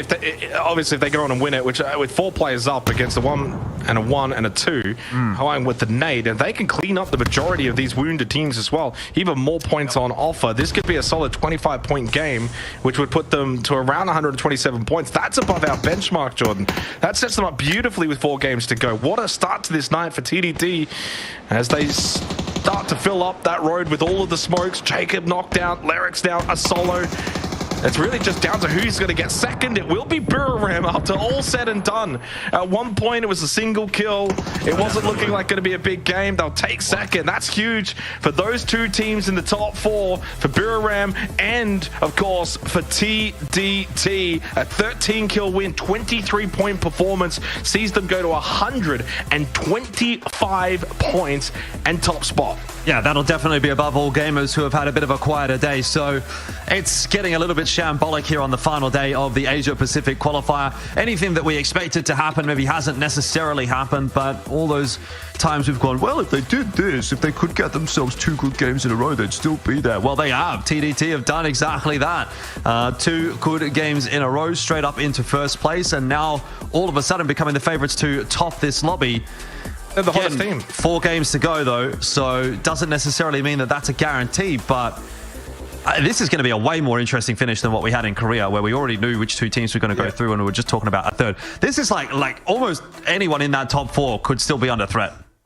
Oh, absolutely. I mean, TDT have been able to turn things around dramatically over what's been now a pretty decent span. You know, you look at the way they closed out yesterday, a third 5 kills, a third 3 kills, a second 6 kills, a sixth 4th kills, then to come out tonight with the first 2 games as well. Like that, like after 8 games, I mean, I don't have it up. I would have loved to have seen where they were at after 8 games to then where they're at now. It might be the best run throughout the tournament outside of the fact that during that shop it did get 2 wins. Short break, Taego then to come, and it's really getting quite spicy in terms of who's going to make top 4. Let's be honest now, for TDT, that's kind of 1 foot in the door. They've got 4 games to go, Jordan, to kind of close this out. We'll see if they can do it. After the break, we head to Taego.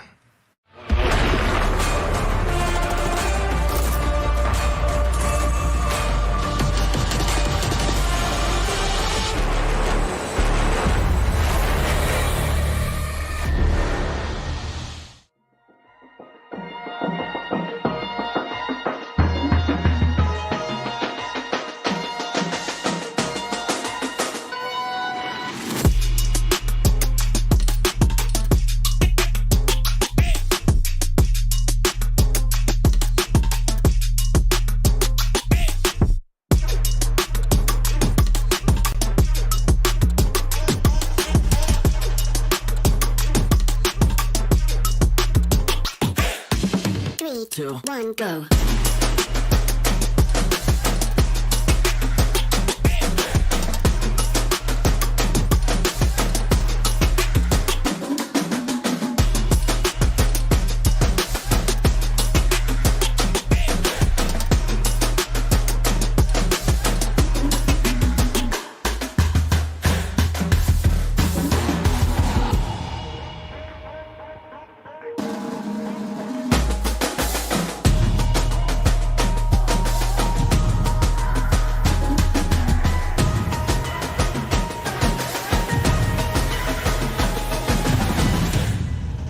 Three, two, one, go.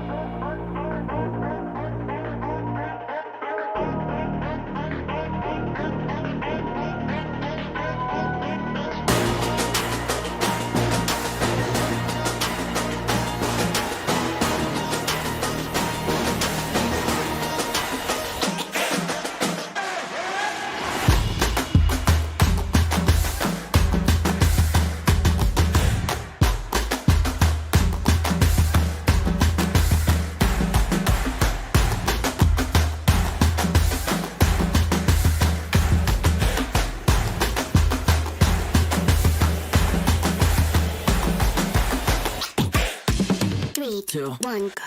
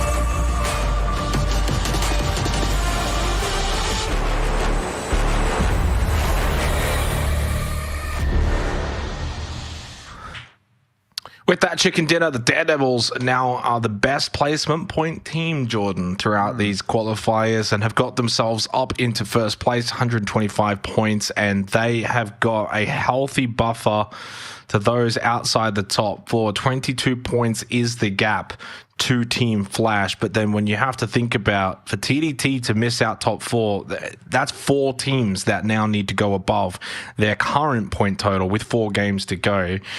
You can never lock them in at this point with still 4 matches, but I'd soft lock them now. I think they're the only team I would soft lock, and also the way they've been playing. I mentioned before the break, a great run at the end of last night, then bringing that to the start of tonight. E-Arena, a good game, but you can still evidently see 33 points off the top 4.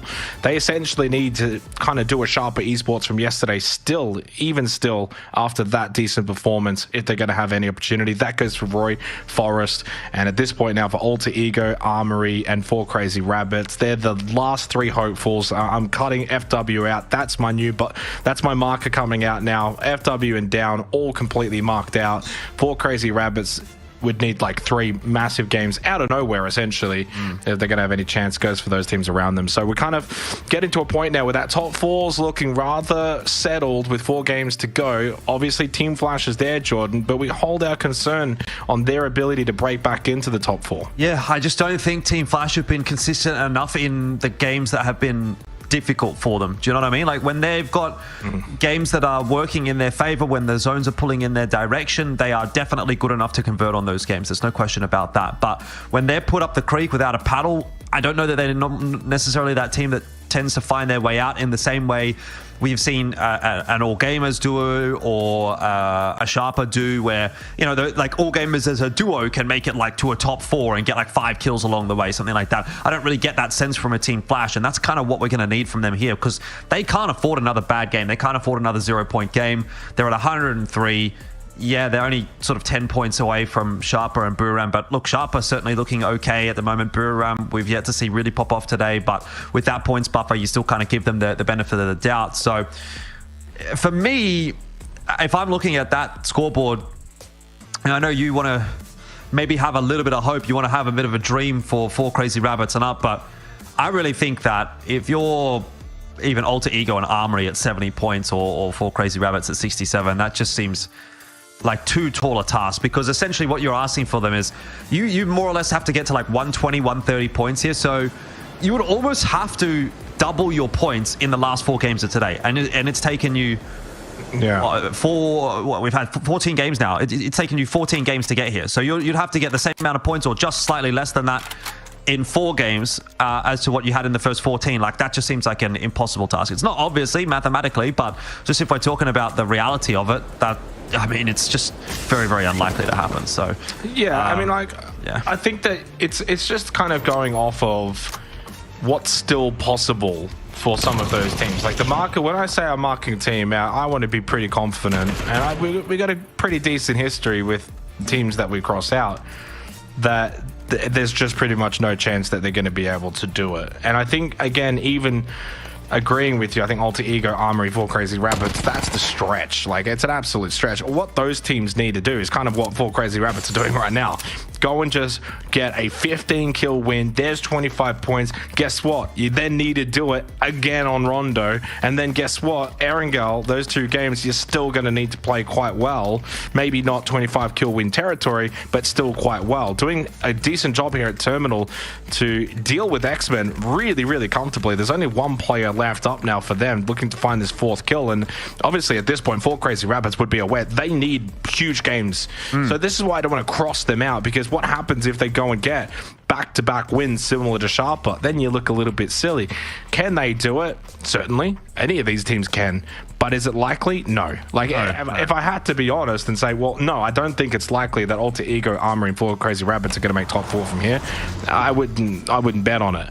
But mathematically it can happen, and we've seen some crazy things happen. So I don't want to cross them out just yet. E-Arena, Roy, Forest, all around that kind of 80-point mark, all around 30 points behind with 4 games to go. I mean, we've seen gaps like that get managed. It is a possibility.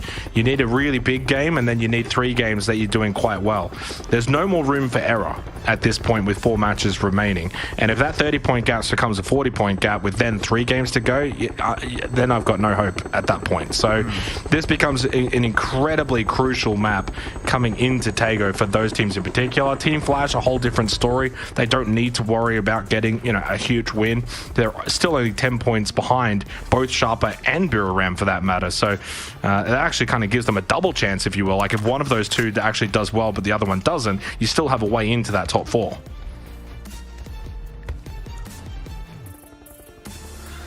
Well, let's wait and see.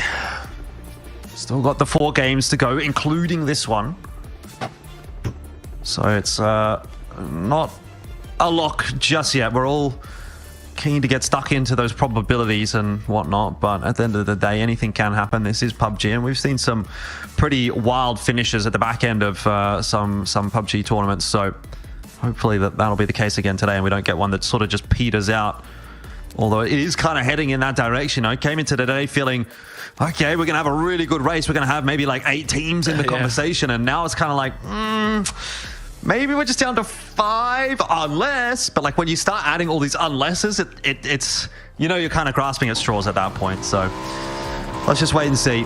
Final couple of games, I think we're going to have a better read on it. We'll be able to call it. But early days here on Taego, as we are still seeing a lot of the teams start to make their way in for phase 1. Lun Lun is going to get Minvo. So there's that unfortunate situation for FCR where they're obviously trying to hunt for some points.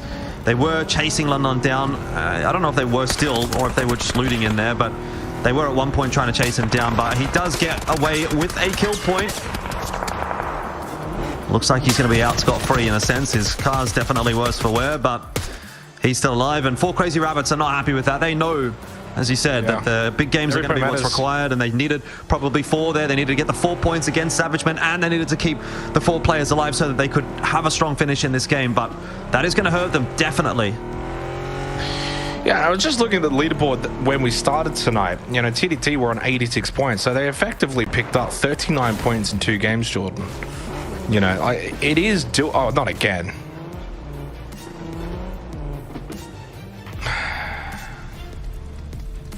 Okay, well, this one's not so bad. Anyway, as I was saying, 39 points in 2 games is, what TDT were just able to do on Miramar. And funnily enough, on, an Al has a half finish and a Los Leones finish to boot. I mean, like that's actually quite incredible when you think about it. So that's basically what kind of Sharper did yesterday. I think they got 45 in that 2-game span. So 45, 39, like it's doable. That's basically what is required now for an E-Arena, for, an Alter Ego, for Forest Natural Gaming, for 4 Crazy Rabbits, and Roy Esports. That's what those teams need to do. You got 4 games to essentially have 2 massive games, then on top of that 2 decent games. You don't have room anymore to get 0 points, because then you go from a 30-point gap to probably a 40-point gap, and at that point you then only got 3 games to essentially win 3 games, and that's just not going to happen. And it puts so much emphasis now on Taego. By the end of this map, like, if I was lenient on like a 4 Crazy Rabbits and they only pick up 3 points, they're crossed off. They're out. So that's how close we're getting here. It's match 15. You're running out of time, running out of chances, and you've already kind of let that gap really bellow out. And that's probably why we're seeing all the teams we've seen so far, Jordan, are those teams. Forest, you're seeing E-Arena, you're seeing 4 Crazy Rabbits. They all know they need to be a bit more aggressive. Even here, the save for Jacob, like, this is so pivotal. If this was match 1, maybe you don't quite go for that out on the field and being at risk of losing even more players. But E-Arena are fully aware they need Jacob back up. You send it. Smoke immediately goes out. The car comes for cover. They get him back up. Like, that's a crazy good play there for E-Arena. That was sharp, quick thinking, and knew full well that if we need these big games, we need 4 players up. And if he dies, we may as well all die. It may not bail them out of hot water, though. You can still see Forest Natural are kind of interested in this one. Armory are having a bit of a look over as well. They're hearing those shots, and so it is a tough spot for E-Arena. Here comes a bridge camp. ISG once again on the receiving end. This is so rough. How many times on Taego have they been bridge camped? This is at least the second, and it's only the 3rd game, so unfortunate that ISG just don't seem to get to play this map as a full core. But Buriram actually allowing 3 players through there, probably a little bit disappointed with their bridge camp, all things considered, because normally you'd be hoping for more knocks than that one. In the end, though, just the 1 kill, but look, still a point on the board for Buriram, who continue to require these little chip points, and so it is something. They'll take it, and they can now move their way forward and focus on this game proper. Yeah, circle towards the eastern side. Pretty good, I think, circle for Taego. Alter Ego, as we kind of view them, are dead center. So could this be their game? Could this be their moment? And it's going to come down to crucial moments in these, next 2 matches for these teams that are still, hoping and praying that their luck can turn, that they could have a big game where things fall into place. They get some circle shifts. Teams crash send it in a horrifically chaotic way that you can kind of wipe them out really easy, get given 4 points essentially for free. All these little things that can give you maybe a big game. Banana 1 on the scout for FW. They're far too, they're done. Yeah, they have to double their points from 15 matches into 3-4 matches. It's not happening, which is really disappointing, because I think on paper FW Esports, when we kind of looked at the teams at the very beginning of these APAC qualifiers, they were certainly a team that I had my eye on as being a team that could contend for top 4, and they've never really been in that contention. They haven't really been that close to being a team where you kind of think, yeah, they could do it.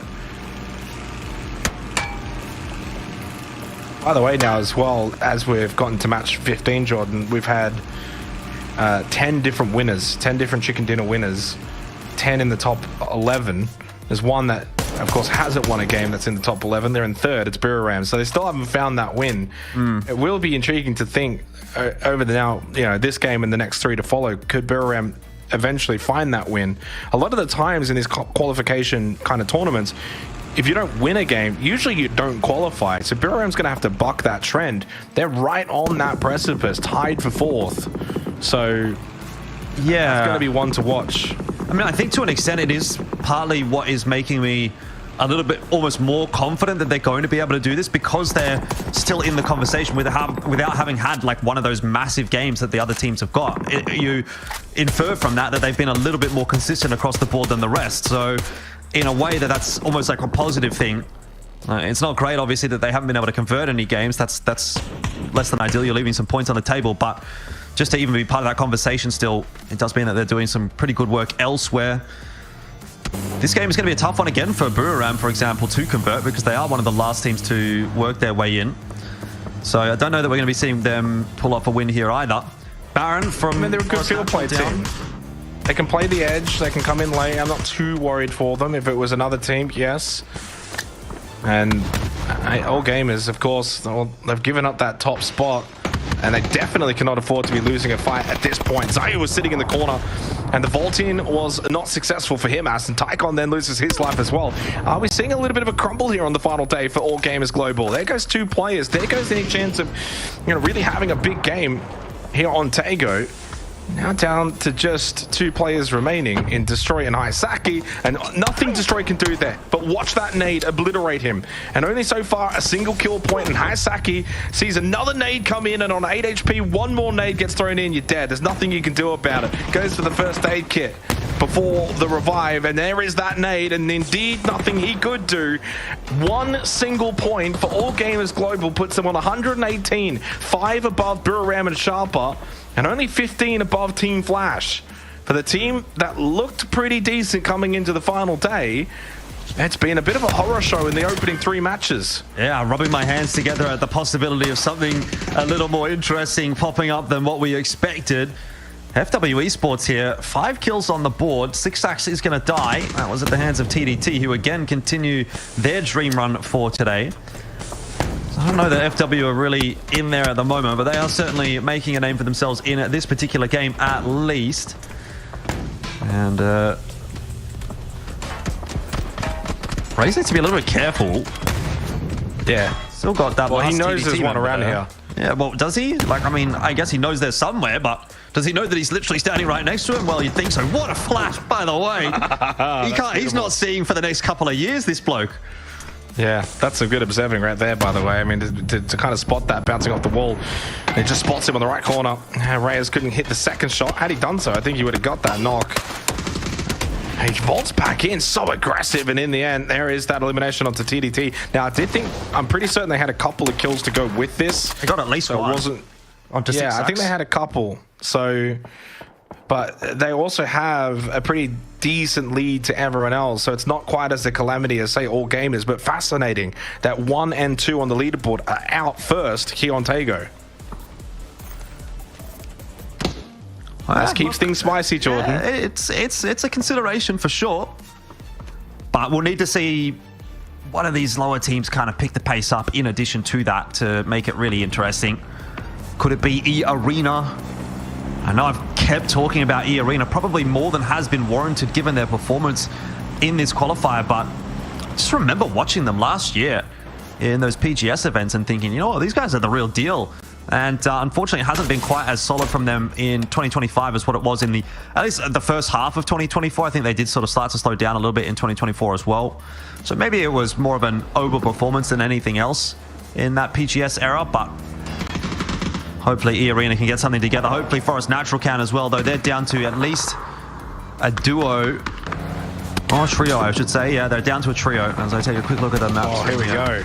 Buriram versus Zanshin. Well, the top teams are dropping like flies at the moment. Buriram, you're not safe. If 1 and 2 can go out, certainly 3rd can as well. Dynasty knocked. Edie's going to be finished off. That one stolen by Faven. Buriram are on the verge of also being eliminated, which would mean all of the top 3. But Riz with a double onto Nicel and Prazel. I'm not too sure why we flicked away from that fight. We do miss that double kill. Ken gets the flush onto Nicel. So Zanshin are down to just Ken's, and he's not there. He's not close by to that Buriram fight. They did lose one, but they picked up a couple of kills. They also gain the position. Dynasty will get revived. There's no pressure. E-Arena are somewhat in the vicinity. You can see on the bottom right hand of that minimap, but I don't know if they're like overly pushing this. So Dynasty should get brought back up. They'll get the reprieve. They'll get time to heal. And it'll be 4 kills, 3 players up, and a decent spot in the zone. Again, showing the strength of this Buriram roster. Not going down easy. And especially with now 1 and 2 out of this game, this then gives them a chance to potentially get themselves into that top spot going into the last 3 matches. Get that res. Get those heals.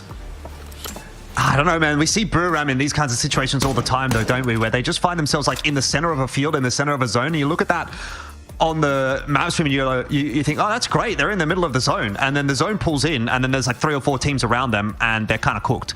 So I suspect that's probably what's going to happen here again for Buriram. They might be safe for the next 5 minutes or so. But once the zone starts to encroach, if particularly it encroaches in on them, there is going to be angles that are going to open up, and I think that'll be problematic for them. So I don't see them making a big run in, but as long as they can keep those points ticking over, they will be okay. ISG and Cerberus seem to be the 2 teams that are controlling Gangneung. Nothing really doing in there at the moment. may end up being a hot spot if teams end up having to push in there with this next zone pull. Let's see where it goes. Well, it is still in, but this is where I'm going to start to get worried about, like, a team like Buriram, for example, because it is going to be Arena that's now going to have to push their way in from the south, and they're going to have to start looking in the direction of Buriram. So I think it could end up getting a little bit sticky for them. Yeah, I don't know. I think a three-man Buriram and the way they've been playing this tournament, with the position they've got, I don't think it's completely awful. Obviously, if Arena can outnumber them, get an initial knock, that's going to, you know, really help them on their push. It also depends if they kind of go for the direct push onto Buriram, as Ken's with his last stand here for Zanshin. And eventually doesn't stand any longer. Taego with a knock onto Azkalusia. So Forrest are actually going to be very careful that Kiss doesn't go down. He might be the only one up. Was getting shot at. Now needs to get himself into that building. Go for the double revive. Sharper, no kills yet. Just kind of playing the edge of this circle. Arena have not pushed into Buriram. They're very much just kind of creeping their way up on that eastern side. So away from Buriram. Neither has Four Crazy Rabbits, for that matter, pushed into Buriram as well. So it seems like that position is going to be rather safe for them, at least here for Phase 4. Well, Team Flash need points. They need big games. Not big games, but they need good games. Especially with 1 and 2 out, but 3 and 4 are still in.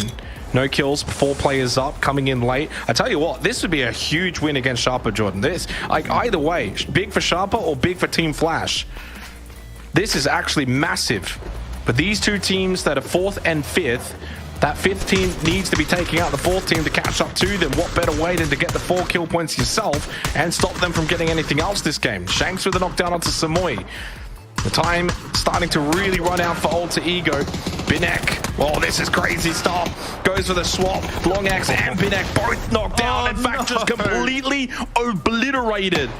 Not just in this match, but maybe even the tournament as a whole. That's going to separate 4th and 5th even more dramatically.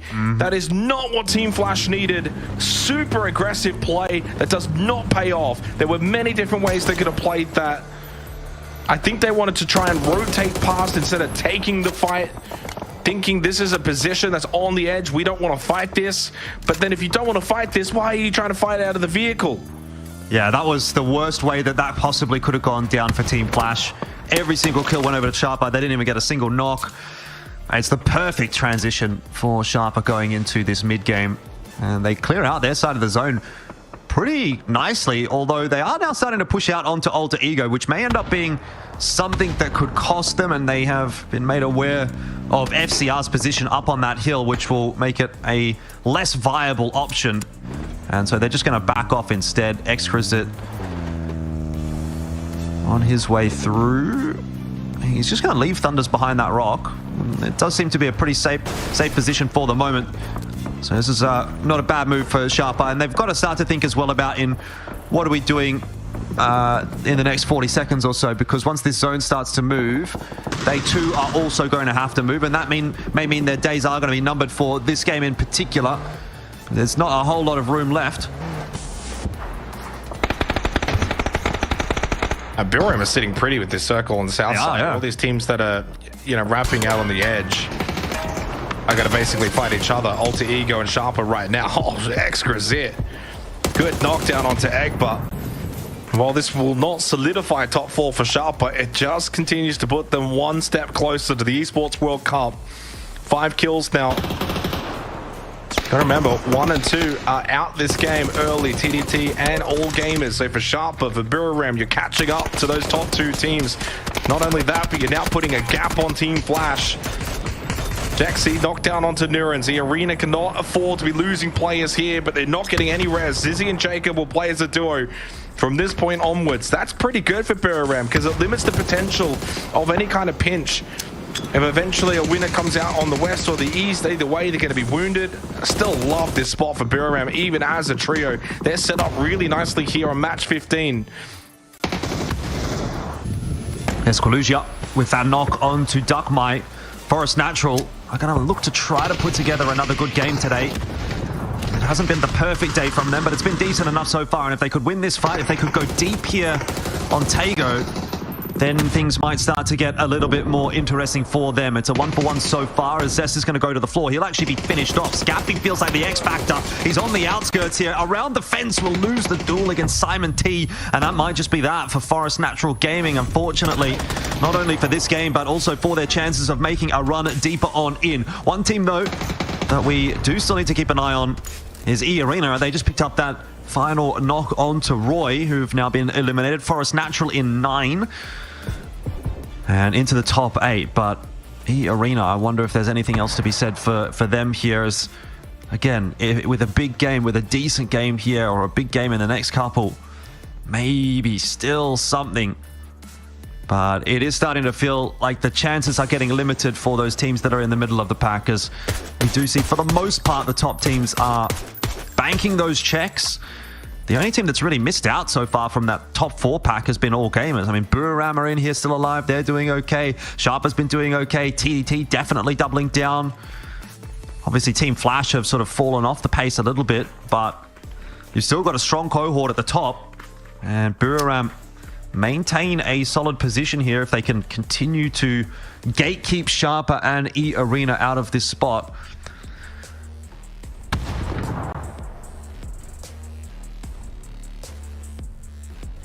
Yeah, and that's tournament done for 4 Crazy Rabbits. Right now, sitting on 71 points, 3 games to go. You're going to be looking at a 50-point gap.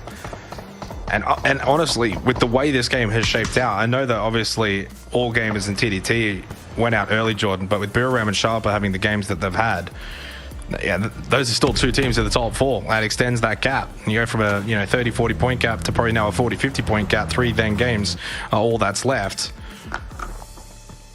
And Team Flash had that opportunity to kind of keep things open a little bit and squandered it. Got absolutely decimated. It's very much just sort of a slowdown now. Zebra still with 2 players, ISG 2 players, Armory with 3, Sharper all 4 up. Buriram have not moved for probably the better half of 6-7 minutes. Neb is actually slowly pushing his way closer to Sharper. Ooh, not anymore. Will collect the knock and the kill. They are absolutely farming. Yeah. By the way, because All Gamers went out early, so there's a very real possibility. In fact, it's at this point very likely All Gamers will drop to 4th on 118 points. That's the slight reprieve for a team like, say, Team Flash. With 3 games to go, it's still only going to be a 15-point gap, 3 games. So that's still doable. You're no longer really going to be chasing necessarily Buriram and Sharper, but it's kind of crazy. The team that was in first tonight now will be the one on the edge. Yeah, that's wild. Did not expect that at all either, by the way, considering how well All Gamers had looked over the last couple of days. Even when things hadn't been going well for them, they'd been getting some good points on the board. Looks like Sharper just going to be suffering a little bit now that teams have started to look in their direction. It hasn't been a particularly solid position hard cover wise up on this hill, so a lot of it was soft cover. People couldn't see them through the trees, stuff like that. Now, though, definitely losing some numbers as ISG are doing the same thing over to Cerberus. And what's left of ISG, I should say, it's really just Feven. He'll be picked up by Lunlun of Savage Men, so it's a little bit awkward coming out of Kangnun for those teams, but realistically not a huge factor either. X-Men or Cerberus as a solo who gets out kind of doesn't make much of a difference long term. Exquisite is looking really sharp. No wonder he's in this roster called Sharp Esports. Cerberus do get eliminated in the backfield there. Interested to see what happens here for Sharp. I think they should probably be going down here. They're getting pushed by multiple teams. Buriram's looking in their direction. Armory Gaming as well are hearing this, and they're going to come up the hill to try to put some more pressure on, and that will be Sharper out in 5th, but still another really, really good game out from them. Top 5 placing, 7 or 8 kills. Happy with that. Who wins this game, though, is going to be the big question mark. Buriram going down now at the hands of E-Arena. These are some crucial points that E-Arena are being able to find. What a jolt from Jacob and Zizzy as a duo in the very late stages of this game. Every chance they could still win this, which would be massive. Buriram 8 kills, top 4. I mean, job done anyway. I mean, that send to get to this position was very, very instrumental to the success of this game when they pushed into Zanshin. Remember, they lost Edie straight away, and then there was another knock, and there was a kind of brief moment where you thought, could they join the top two in being eliminated at the very early portion of this game, and they've turned it again into another good game. And I think that's the, again, strength of Buriram. They've got a lot of strengths. That's certainly one of them. The ability to just kind of gain points from these mishappened positions. Yeah, they can rotate really well, great fundamentals. And then even as a duo or trio, they're able to just scrap out, collect points, get to the late game. And that's why, like, you never really have seen, they haven't won a game, but their placement points are up there. I think there's only one team that's got more placement points than them, and that's TDT, who's picked up 2 wins. They've got more placement points than teams that have picked up 2 wins. Like, that's insane to think about for a team that hasn't actually won yet. Oh, I don't think they're going to be winning. Armory may be in a pretty good spot to try to close this one out. And I don't know if they're going to do it in such a big enough fashion to get us too excited, but it will be at least nice to start ticking things over. London for Savage Man has been doing a pretty decent job, and yeah, you're right. Korkon going down to the grenade. Maybe E-Arena still has something to say about this one. Is that going to be a Reservoir knock? It doesn't look like it. Korkon is so far advanced. That's such a crucial knock for E-Arena to get. It is going to mean that they're going to have superior zone positioning as London does actually end up going down to the blue. Hey, what happened to you and Q? Are they giving it up? Surely not. No, I think he's they're not. Has he just been tagged and then maybe gotten finished off by the zone? Surely. I think he must have got headshot. Crazy. He must have got headshot and fell into the zone. The last 3 deaths, E-Arena were not able to get any of those kills despite shooting at those players, and now it's a 2 versus 1 against Dynasty. Buriram have ended up in second again. Unless Dynasty pulls off the 1v2, this could be their win. He's going into the blue. Not impossible. I'm watching he's him just on going to the go into the blue. Yeah, he's going straight into the blue. Which, you know, I was going to say there's not really that much of an incentive necessarily for him to do that, because you'd think it's probably unlikely E-Arena are going to catch up to Buriram, and those potential extra points might be more impactful for Buriram, but no. Either way, I'm going to go out on the limb here and say I don't agree with it, because all you're going to be giving up is essentially 1 point. That's my point, yeah. But with an opportunity to gain 6 points. So it's sort of like you got to look at it from a stakes versus reward, right? Yeah. So your risk is gambling low, man, 1 point, but your reward is 6 points. Yeah. Like, and it's a 1v2. That's doable. Like, I mean, I don't know. Like, absolutely, we all understand denying blue. E-Arena are pretty far away, and they wouldn't even be the team in Buriram in this instance, because now they've gone above All Gamers Global anyway. Yeah. So it's a very interesting decision. I don't think it's going to have any repercussions. There's 3 games to go, and Buriram are looking really well placed now. So it's kind of a moot point, but it is quite interesting to just give up on the 1v2. We're going to go to a slightly lengthier break here as we're halfway through the final night, when we do eventually return to Rondo.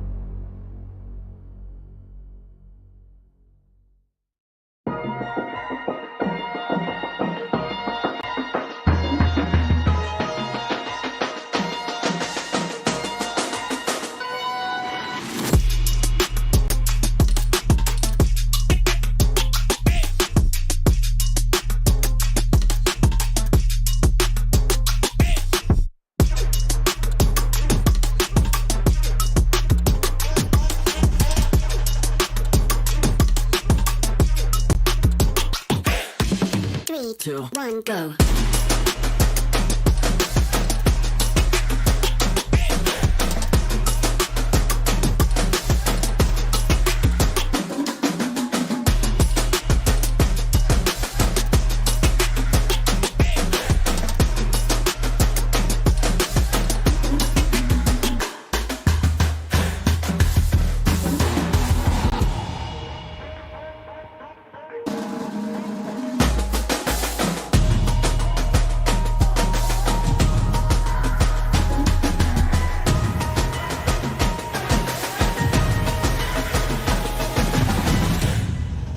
3, 2, 1, go.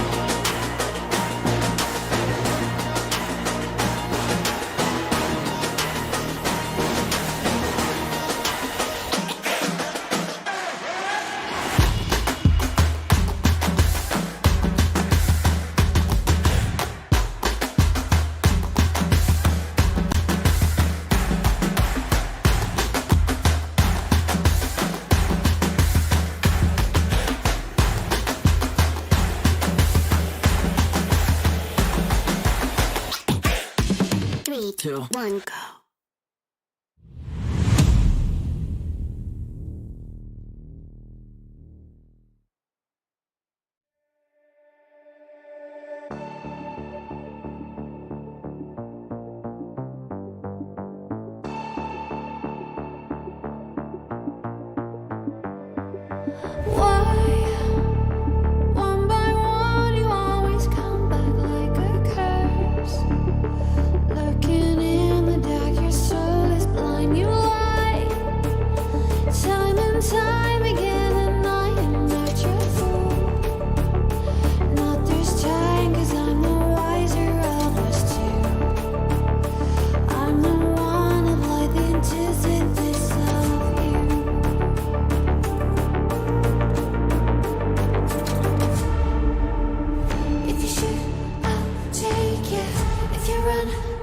Chase ya, if you scream, I'll whisper la di da di da da da.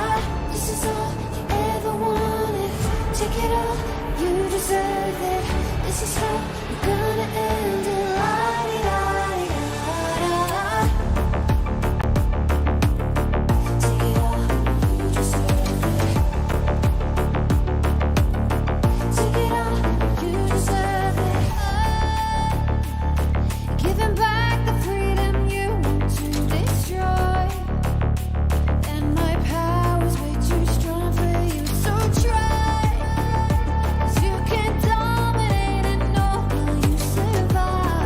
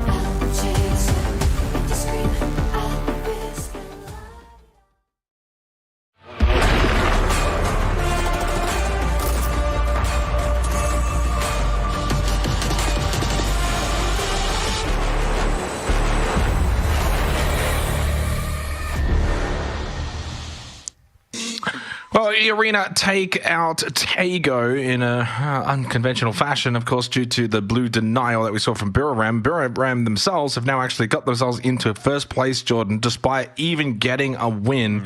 They are 1 point above TDT. Sharper on 124, and you can see that top three has really started to excel.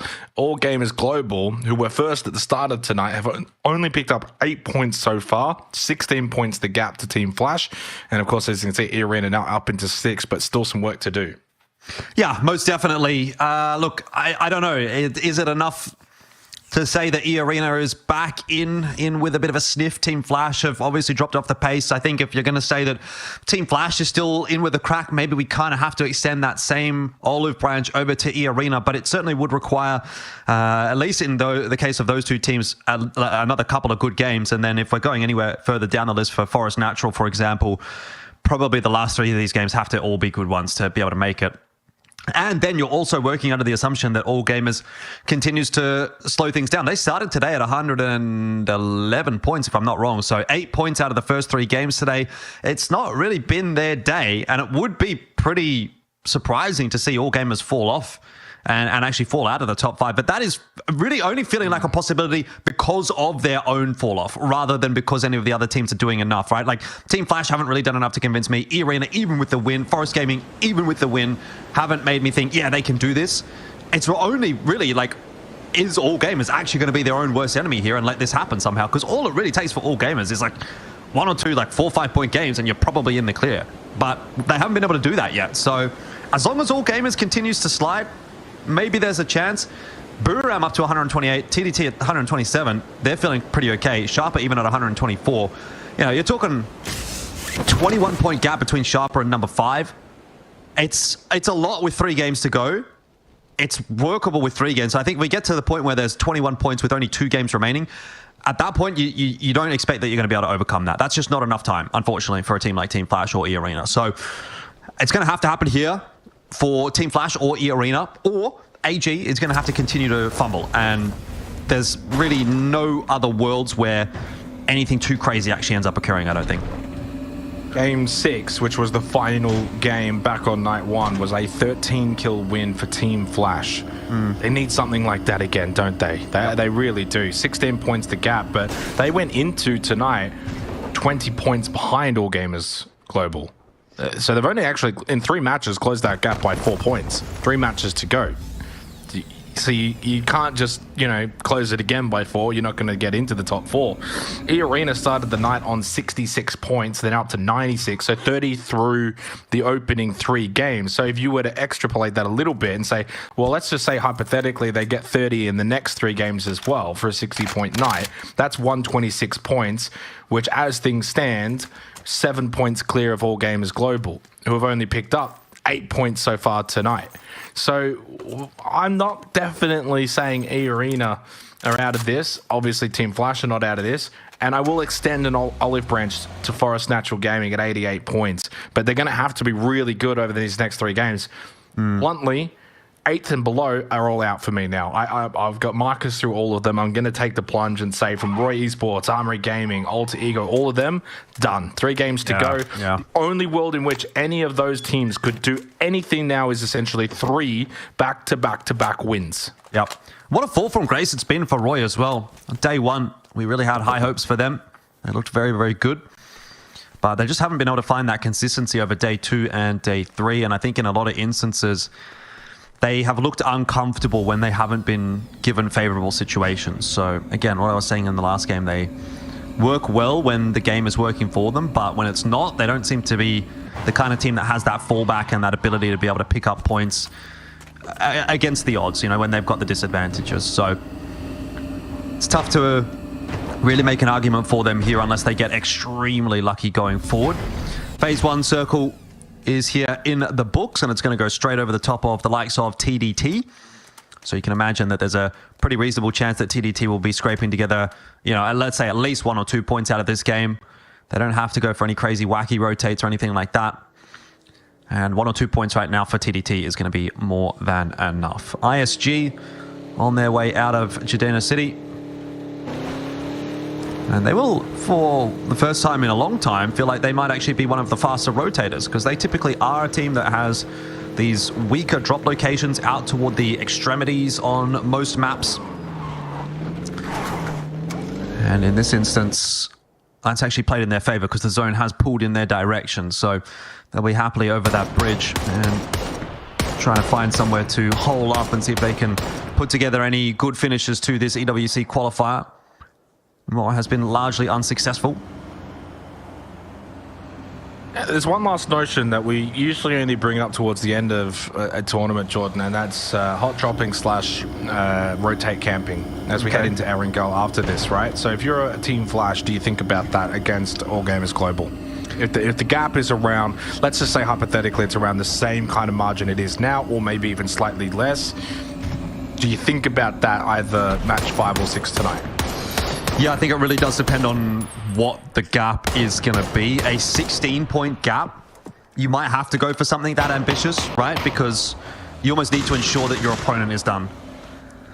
Because even if you have a 20-point game and you think, oh, okay, well, we've done what we need to do, they may still end up having a 10 or 15-point game as well, and you're still kind of like off the pace a little bit. So yeah, maybe if you go in, like, let's say you go into the final game, you go into game 6, the gap right now is 16.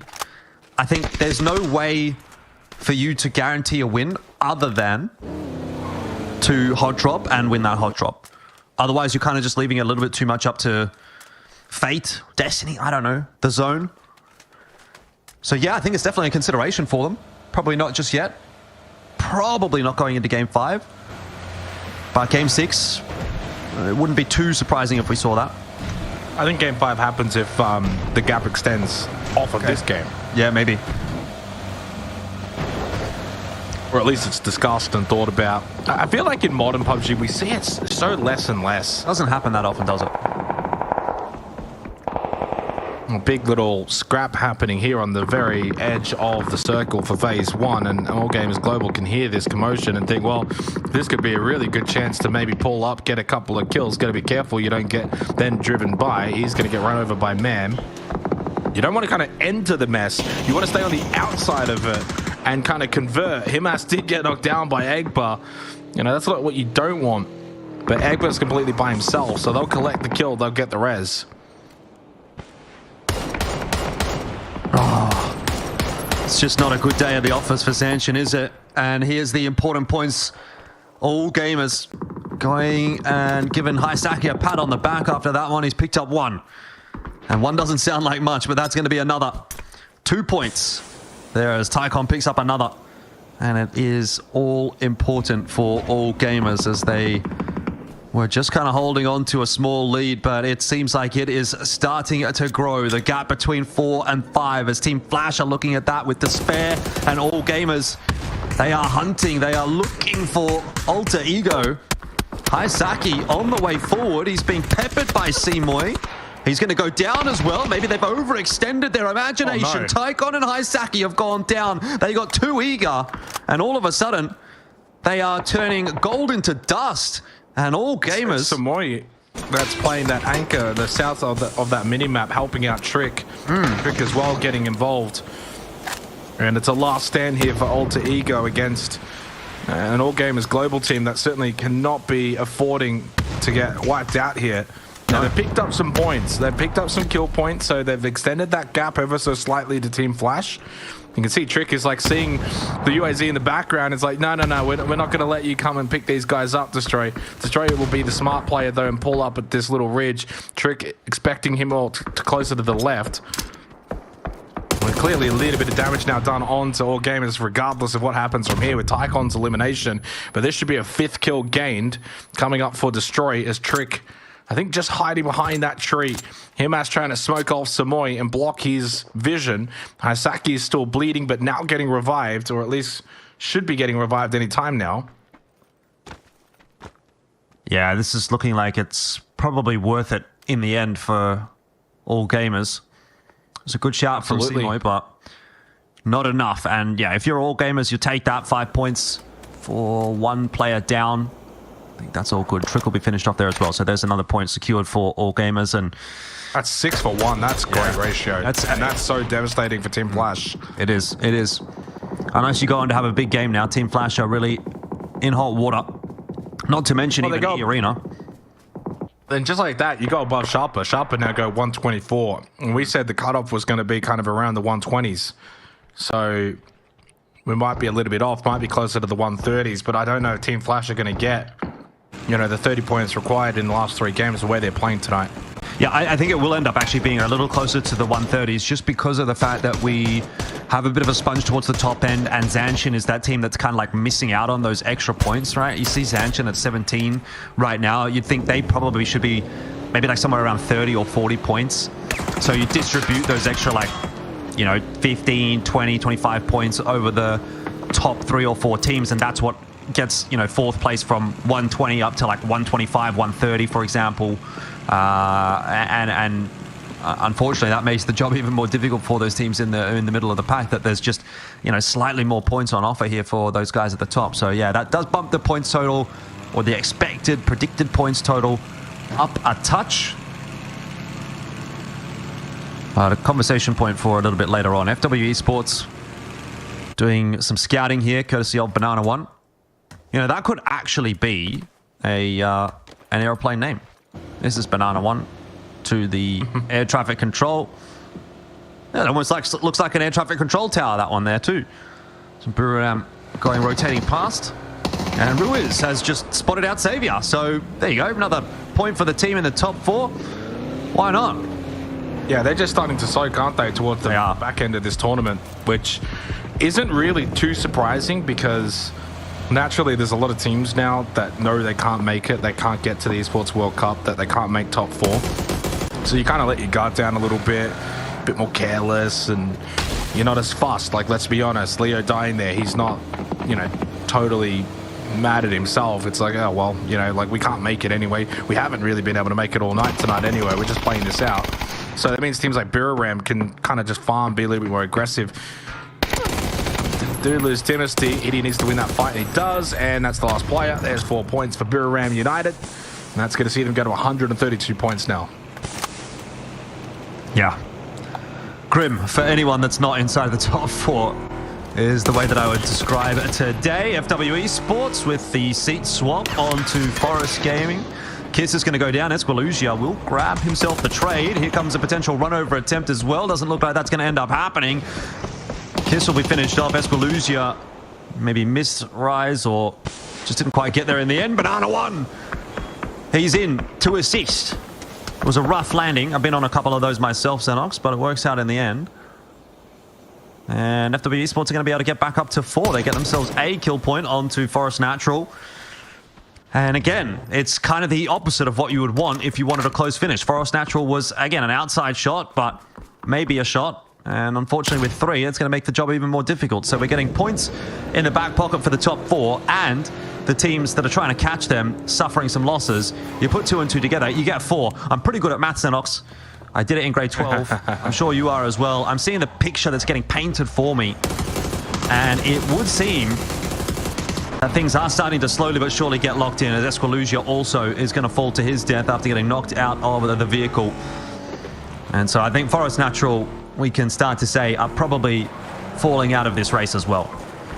Yeah, it's unfortunate, but it happens. I think going into Erangel, it's going to be, the final 2 maps will largely be dead rubber kind of territory, barring something crazy. It's kind of all on. I'm almost putting everything on E-Arena now to kind of keep the pace that they've set so far tonight. They've got a decent position just to the northwest of Tuling. I think they're the last real chance. I don't think Team Flash have shown enough tonight, and I don't want to completely, cancel them out. Forest are probably done, so it's down to really E-Arena and Team Flash, and they're going to have to start playing really well, really quickly. And to be fair, Sharper did lose Thunders early. They've got nothing in this game so far. So if they walk away from this game with a donut, they'll be stuck on 124. That is catchable then for E-Arena and Team Flash this particular game. So we're not totally locked out in the last 2 games, as Flash will get one handy little point. So as of right now, they are 20 points behind Sharper. 3 games still to be finalized. That's not an impossible gap. But a lot of it does now depend on what does Sharper do as this 3-man, and can Flash and therefore E-Arena finish strong in this match. And Flash have got a decent circle pull as well. Arena on the outside, on the west edge of that circle. So they're both on opposite ends. They're not going to fight each other. Sharp is in a bad spot, in a bad way, on the very south end of this zone as well, next to Forest and FW. So if they get wiped out here, it does just leave that door ajar. Yeah, I'm interested. My interest has been piqued. But we'll see if Flash can actually do anything to convert on this. It's certainly not a sure thing, but it is not a bad spot to be in. Sharper on their way forward here. May run into Banana 1 of FWE Sports. Looks like that's not going to result in too much weaponry jousting. Can actually gives them a spray to send them on their way. It's all well and good. Sharper didn't want to pull up there anyway. They were on the move still.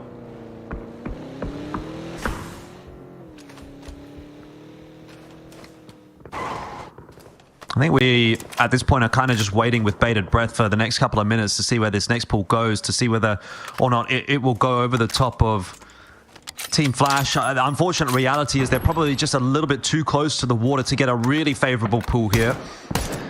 Zone's going to move away from them. That may actually just bring E-Arena back into the discussion because they're far out to the west, and the zone, you would think, is going to push further toward them to get away from the water. Yeah, exactly. Go to Ling, which is not awful still for Flash. Sharper did a decent job, by the way, to get past FW and Forest and got themselves onto that coastline.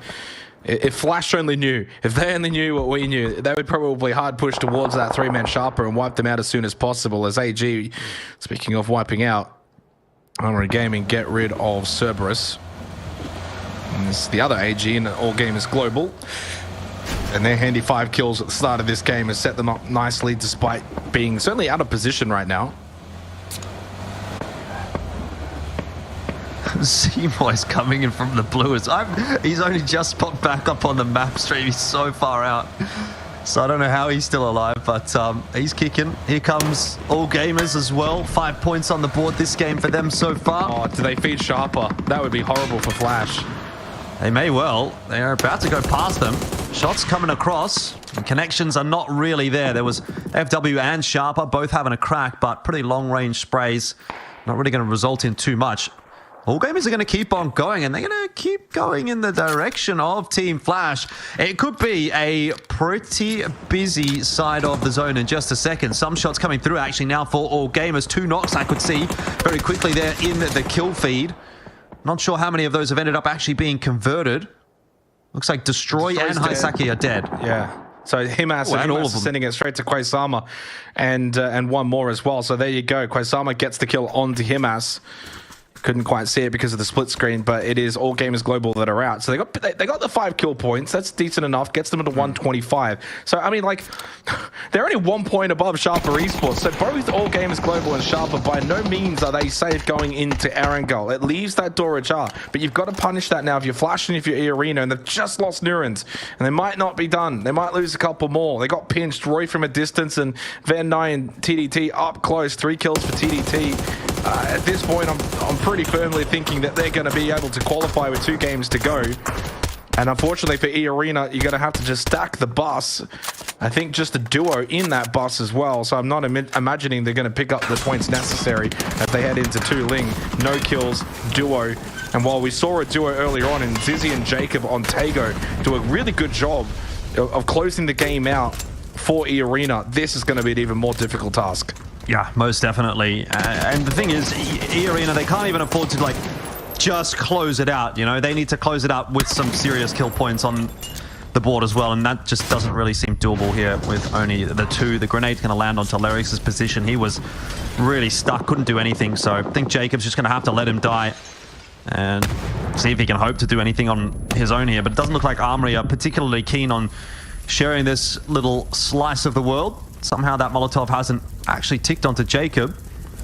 Maybe All Gamers are going to neglect the possibility that he is still in here, assuming that the Molotov has cleaned it out. But now Jacob's starting to fire some shots, and so that's going to probably mean his untimely end, as the door does get opened up by Opons. And that's the end of E-Arena and the end of their chase, you'd think, for a top 4 spot. Yeah, 30 points, 2 games to go. That's the gap. That's very unlikely, and that's taking into consideration, you got to remember that the 30-point gap is the gap as it stands right now, and then the other teams, in being Sharper Esports and All Gamers Global, will be capable of getting their own points. So it's probably arena done unless they quite literally win the last 2 games and they get 15 kill wins. Like that's probably the way that they could still do it.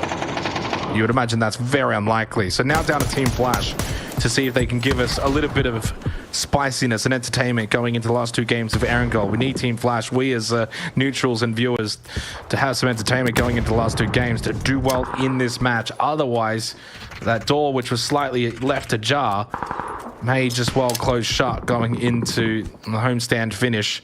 FW wiped out by 4 crazy rabbits. TDT, yeah, they're down to 1, but they've got enough points in the bank, Jordan. They'll go past that 130 mark. That 130 mark is going to secure you top 4. So I think they're looking very likely now to qualify. Yep.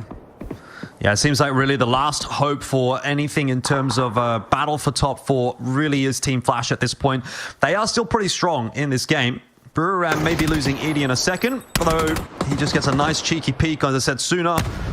I honestly thought Edie made some footsteps and Setsuna was waiting for him, but might have just gotten caught on the timing there. And that looks like it may well be the end of Roy for this game, down to just a solo now.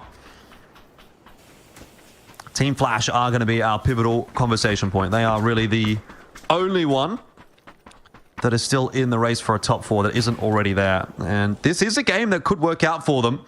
They've got ISG on their side of this zone. The zone has somewhat pulled up towards their position as well, so they won't have as far to move. They've already got Long X starting to move into a more favorable zone position as well. So if they can get through this next sort of 5-minute passage of play, let's say, without losing a player, I think they're going to be in a really good spot to win this game, because if that's the case, it would mean they've probably cleared out ISG, haven't been pushed by Sharper, and everyone else is fighting in Tooling. And Team Flash are kind of happy on the northern side doing whatever they need to do. So it's a big 5 minutes.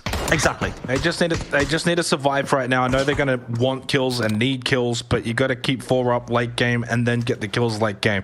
Aim for, you know, an 8 to 10 kill win, which would see pretty much, if they did that, it would become a top 5 then going into the last 2 games.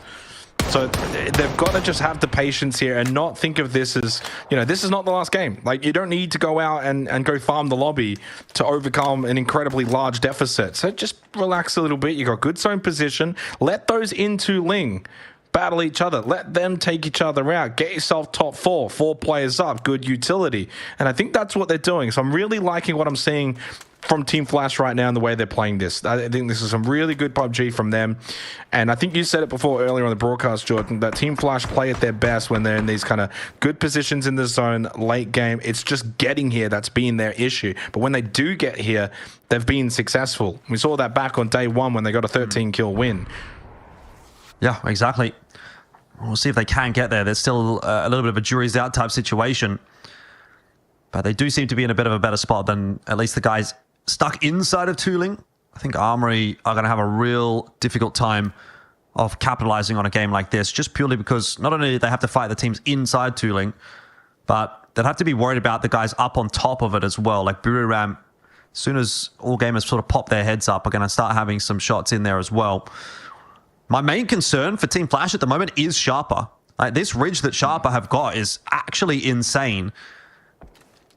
It's a beautiful angle onto Team Flash's position. So as soon as they cotton onto that fact and kind of realize that they can actually have a look up over that ridge, then it might be curtains for Team Flash. There are some shots coming in, though, from ISG towards Sharper, so they're not actually that keen on having a look up that ridge, but there's another zone pool that is going to go favorably enough for Team Flash again. That's good. That's pretty good. You take that. Yeah. Not getting the absolute hardest shift, but you don't need it. So as Hwang gets eliminated, TDT will go out in 8th, but picked up pretty decent points this game to just keep themselves really nicely tidy at the top. Sharper wiping out Flash would be probably enough to say, yeah, it's unlikely we get some fun in the last 2 games, but the inverse would be, well, really good for Team Flash if they can wipe out Sharper. As long as Sharper survive, though, they're just picking up some valuable points to keep themselves afloat above All Gamers Global. As the duo for ISG have made their way over, they've gone to the top side of Tuling, straight in towards Biram United. Muck loses the initial first contact battle. Can't win that out. He gets knocked, finished off by Dynasty. Fever now the last one alive for ISG. They've essentially just kind of pushed over and fed Biram. But it also means that for Team Flash, they don't have to worry about ISG anymore. They've got the whole north side of this circle to themselves. Ooh, we got the finish onto Dynasty. So Biram do lose a player. So credit to ISG for that one. It's going to open the door up a little bit more for the likes of Team Flash. Forest Natural down in Tuling, having a bit of a rough time, but Scappy is getting scrappy. And he's got himself two. Nice knock onto UNQ and Opon's big spray. Almost got it done. Wasn't quite enough, but he'll go for those kill points. Hasn't quite finished him off. Does get him in the end. Extrazit getting into the kill feed here as well for Sharper. And Scappy is roaming nicely around Tuling. I'm surprised that he's been given as much space as he has. Oh no, this is going to kill him. You'd think so. Oh, has he made enough space? He has, but Shanks recognizes now's the time. And he will catch him on the heel. No, he won't. Scappy's cancelled it, but he hasn't got the heel off, importantly. And Shanks is really putting on some nice pressure in the end. Scappy will go down. Forest Natural are eliminated in 6th place. Armory up to 10 kill points. It's a big game from them. He kept trying to heal. I understand he was very, very low, but once he's pushed up to the crane, at that point, he's not going to let you get that heal off. And all he has to do is just run around and essentially spray hip fire. Doesn't have to do anything too fancy. So Team Flash go to top 5. So does Sharper. They're getting some extra points, which is not ideal for Team Flash, but right now they can chase down All Gamers Global. So at the very least, there's at least one team in the top 4 that they can chase, which, I mean, because Sharper's still alive at this point, it is All Gamers Global that is in 4th. So the team that is in 4th is out, which is good news for Flash. They would have certainly preferred Sharper to go out as well. Just to add, you know, one extra sort of way into that top 4, 2 teams rather than 1. You take with what you're given, and what you're given, this Phase 7 circle has gone the way of Sharper. That 3-man might just be able to make a really good meal of this match 16 game. And it means Flash have to get moving. Yeah, it looks like Cam from Still need kills. Probably done. Say in the blue, just trying to heal out. Is eventually going to get found out, though he actually gets the kill onto Shanks. So he has crept in behind him. Ultimately, that'll be his death. We're into the top 3 now. Sharper picking up some big points out of this one, really solidifying their place in that top 4. Boomerang probably doing so the same as well. But 4v3v2, this has to be a win for Team Flash. This is the best opportunity that you're going to get today, at least so far.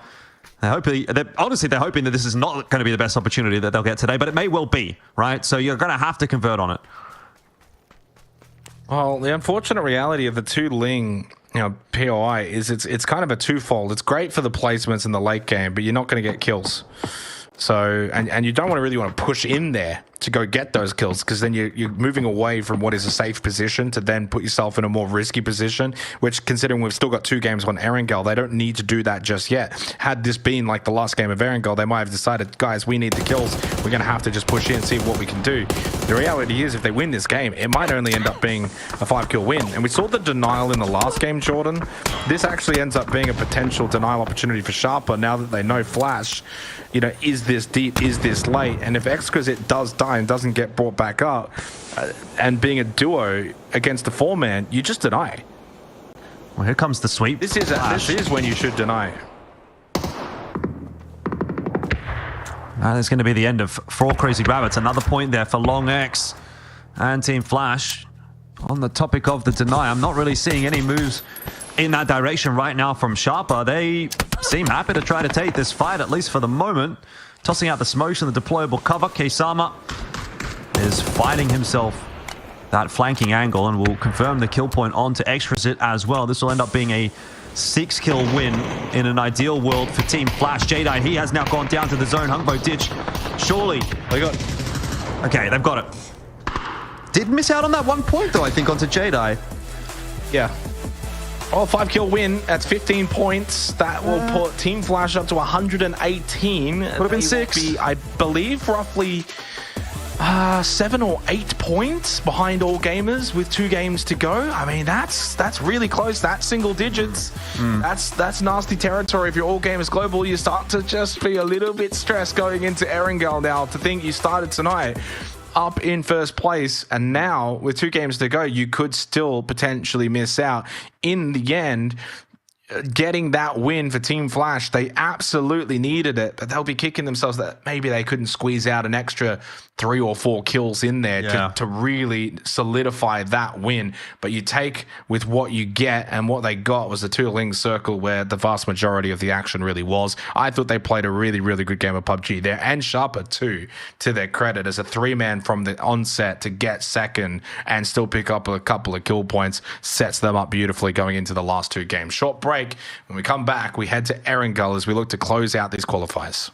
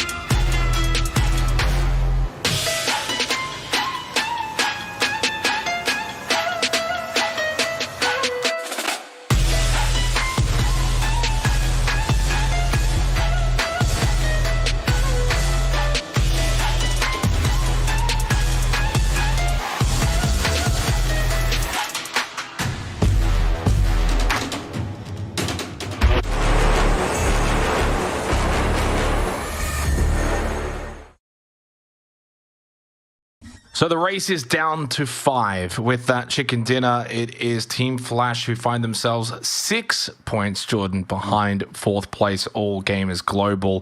118 124. The top 3, 130 plus. And funnily enough, every team in the top 6 has found 2 wins now. Except the team in first place, Miramar United, 142 points. And you could say now mathematically, they're off to Riyadh. They're off to the Esports World Cup. You can lock them in. And honestly, you could go as far to say as locking in TDT and Sharper Esports would be... I actually don't know what would have to really happen. Team Flash and All Gamers Global, both of them would have to knock down one of Sharper and TDT. I just don't envision that happening. It would be some wild mathematical playbook stuff to play out. For E-Arena, Forest, Armory, the only world in which they enter the conversation is quite literally winning the last 2 games, 15 kill wins each. Like, you're essentially going to need, 40 to 50 points in the last 2 games. Like, that's the only world in which those 3 teams have any kind of play. And we just haven't seen it really from any of them. They've had wins, as you can clearly see, but not like 15 kill kind of wins. Yep. Yeah.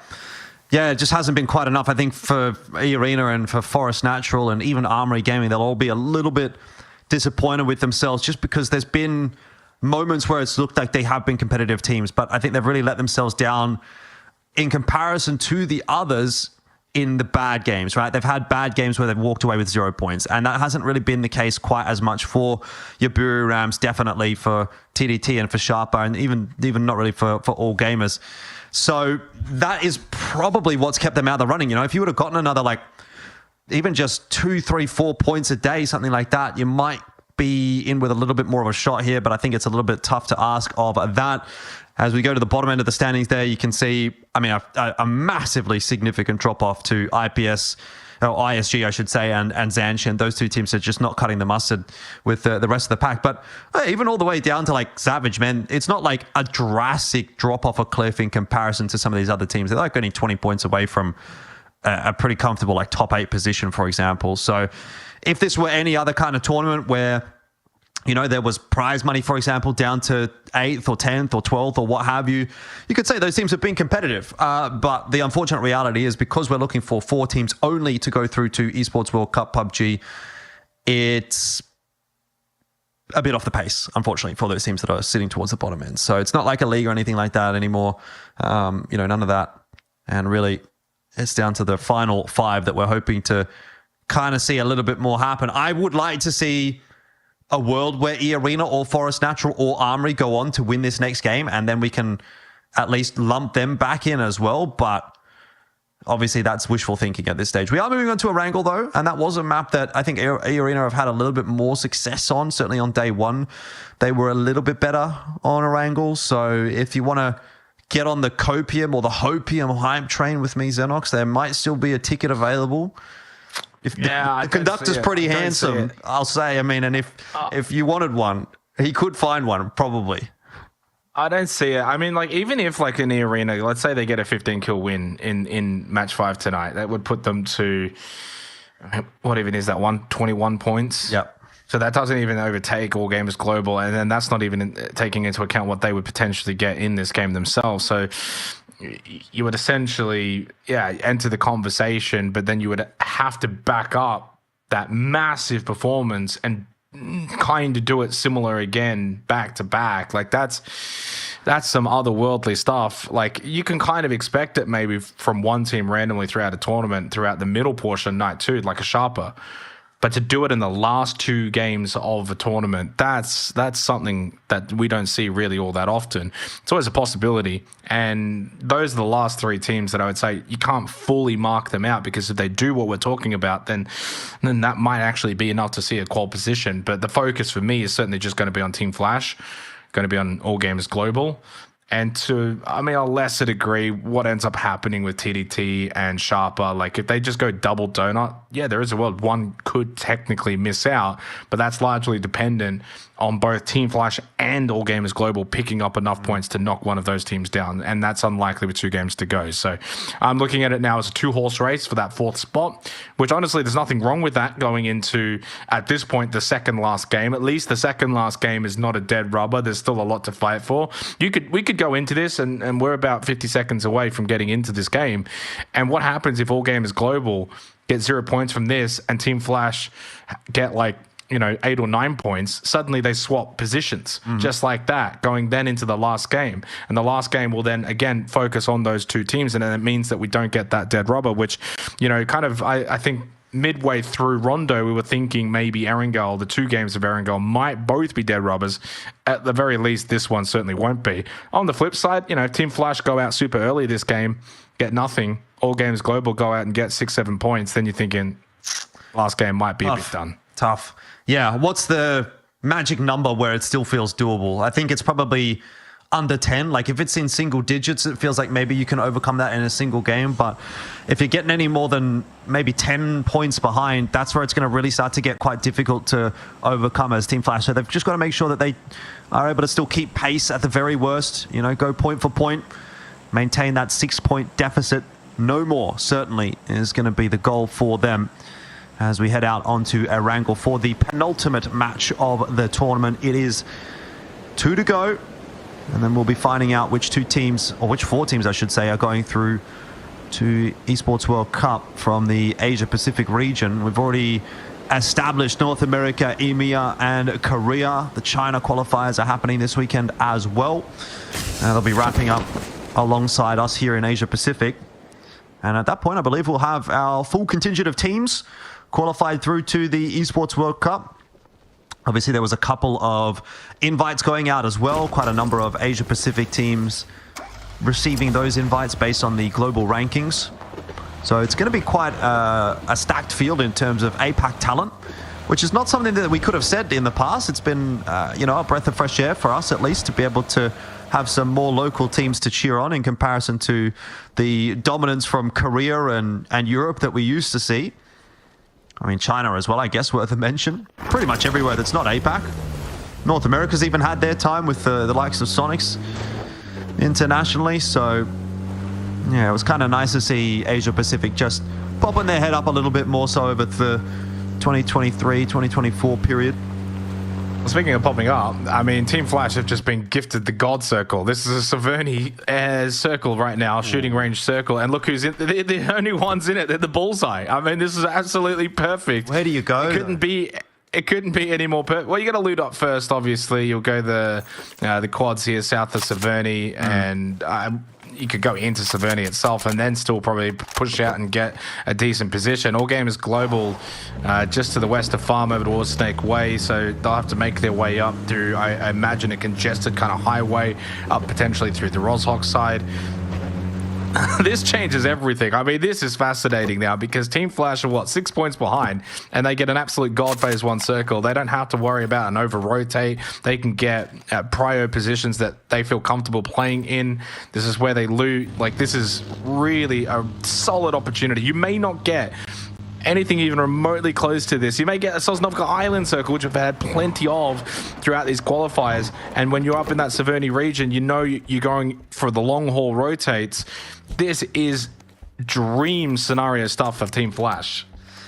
Yeah, most definitely. But look, I don't want to get too far ahead of myself here because we know that the Phase 1 circle doesn't very often correlate with big games. It's one of those things that's like a bit of a fallacy, right? You look at that and go, oh, sweet, we've got the Phase 1 feed, but it's not really the feed that you want. And that was why I asked the question of where do you go? Because it's almost like, you know, when you go into one of them restaurants that's just got like 50,000 things on the menu, maybe like a Chinese restaurant or something, one of them late night restaurants that you can go into in Melbourne. I'm sure you know the ones.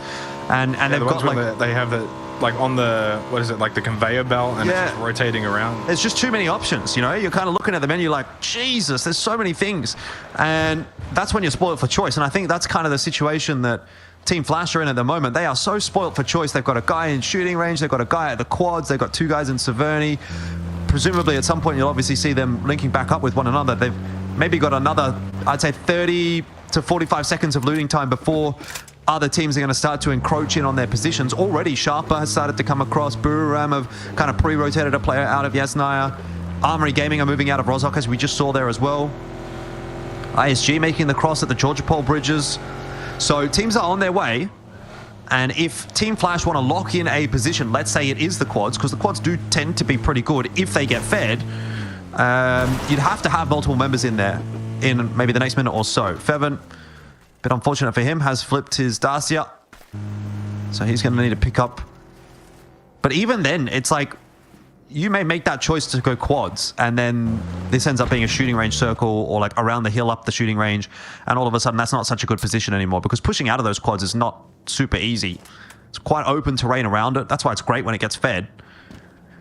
It's hard to crash. The benefits, I think the benefits are mostly extra looting time, vehicles you want, early positions, early scouting, and more or less being able to play out of a region that you naturally play around a lot in. So you've got a little more comfortability and knowledge in these kind of positions. You're right, phase 1 circle feeds kind of are largely irrelevant for the most part. And especially when it's kind of in this sort of area where there's not exactly like a guaranteed prior position. Ari Gaming and 4 Crazy Rabbits going at it here, which is not a bad little spot actually, just north of the Rozhok River. Good position. Ipons has been eliminated, but in the end, it is 4 for 1, and that's always passing our ratio test. 97. Result for Armory Gaming, yeah, 97. They did lose 1. Yeah. Yeah, not sure it's enough in this circumstance. Not just yet. But it'll be a staging point for later on in the game.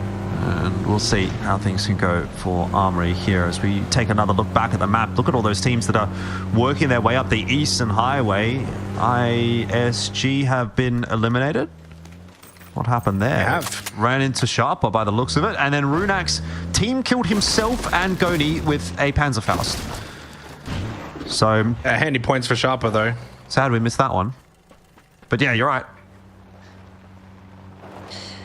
And any points gained really this match for Sharper, TDT, and certainly for Buriram, just completely locks them in. Like you just will not see them get overtaken. Oh, this could be absolutely crazy if Tede hits that destroy. He is so fortunate. Imagine he gets knocked out here in match 17. He does spin a little bit, doesn't take a lick of damage. Edking's chasing him down though. Does pull away from it. Now this is over towards north of Yaz. So it's a Stelba wrap from All Gamers Global. Buriram also around that vicinity. They're very, very lucky they don't lose one there on that rotate. And now that they've gotten through that little Roy Esports section, they've kind of got free reign to keep pushing up. They can go to the warehouse if they want, which is close by to Severny. That's a decent little spot for temporary location at the start of a phase 1 circle. It is, of course, a very crashable warehouse. Dynasty at the Rock, and just north of the pond here today has ended up in an absolute crossfire, walked into the spider's web. All Gamers Global, by the way, have gone all the way to Stelba. I'm watching them for good reason. They're in 4th right now, and they're pushing in towards Alter Ego. So they might not be completely out of the woods just yet. They're going straight past Man, but they're going straight also into Egba. Keep an eye on that one. Yeah, Alter Ego definitely have the info that All Gamers are heading in their direction, maybe even directly towards them. Egba's run into Tycon. He's trying to get the better of him, but Egba's there on his own. I mean, what is going on there for Alter Ego? That's a disappointing setup, considering that they would have known that that was coming. Egba will be finished off, so that'll be a point for All Gamers, and an important point as well. We consider their circumstances. More importantly as well, they've actually just been able to make this rotate without losing a player, at least not yet. I can't believe it. Through 2 teams as well, and Alter Ego were far better set up than even Roy. So, and now Buriram are actually pushing up close by to All Gamers Global. This is insane. It's going to get messy. Yeah, but probably what we want. Just making their way over the George Paul Bridge. TDT don't... Well, hang on, head-on collision here. Guys, you got to watch the road. Jun's going to get knocked down by Lyrics. I think he just kind of had a little bit of a nap behind the wheel. But it does look like All Gamers Global have pulled up to the warehouse. Now, in the long run, it's not a super safe location. Very susceptible to crashes and sends if that circle pop does pull onto it. It's not a bad temporary location. Biram are also continuing to get closer to All Gamers Global. This is fascinating elsewhere.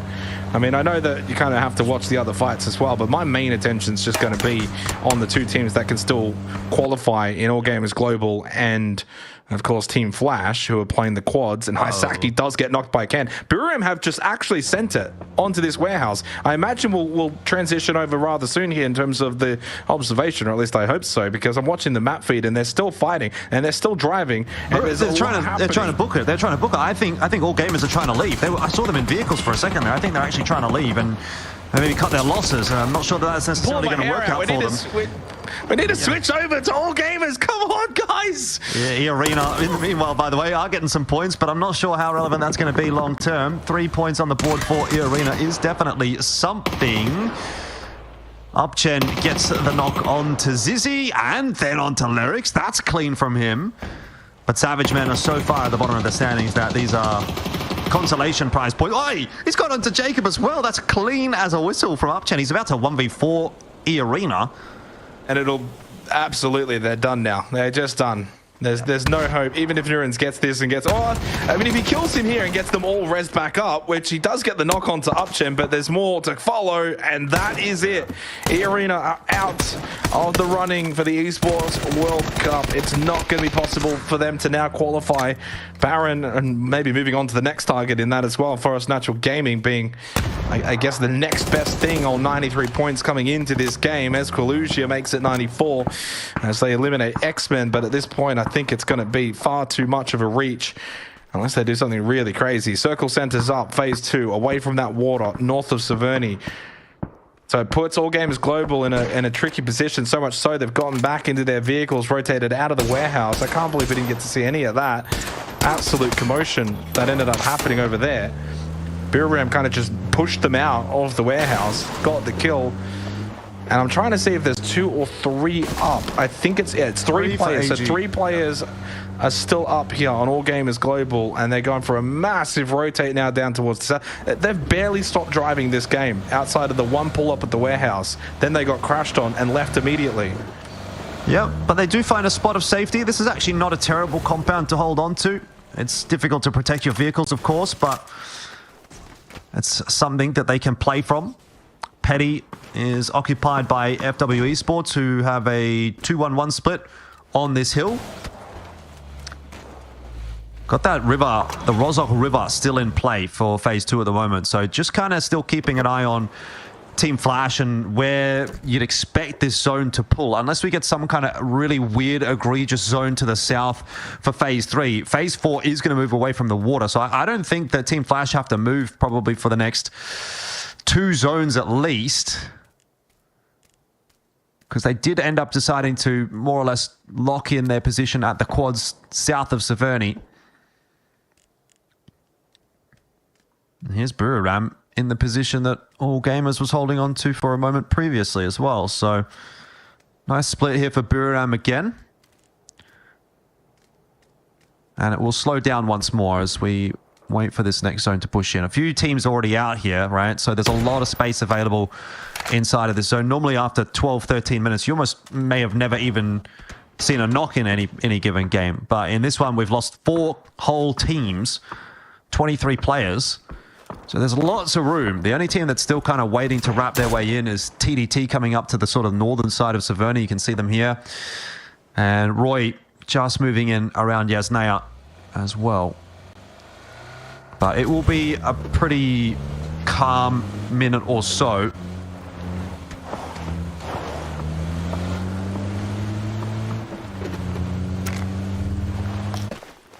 I mean, it's tense for Flash now. If this doesn't pull north, getting out of the quads is not going to be fun.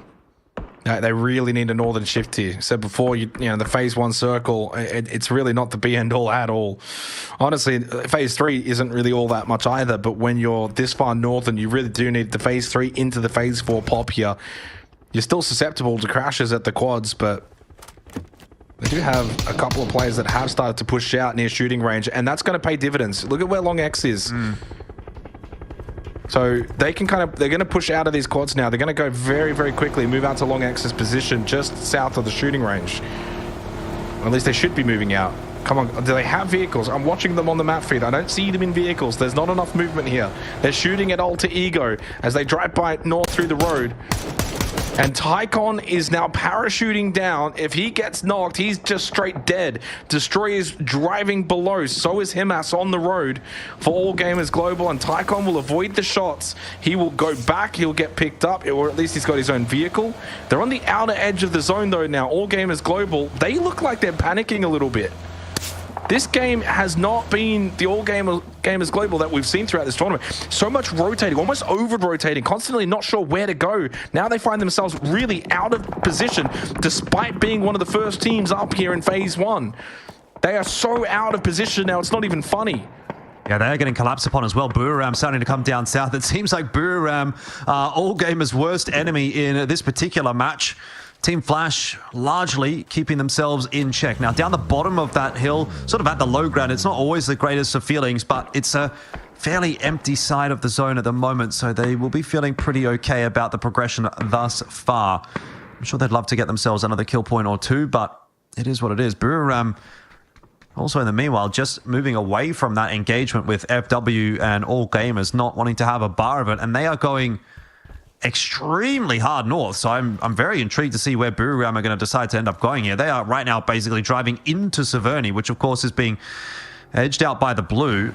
So they're either going to have to come in at Team Flash's position or at Sharper's position. I would have to imagine they're going to think about going in where Sharper is. There's just a little bit more cover over there, but they're going to send Can forward to do some scouting first.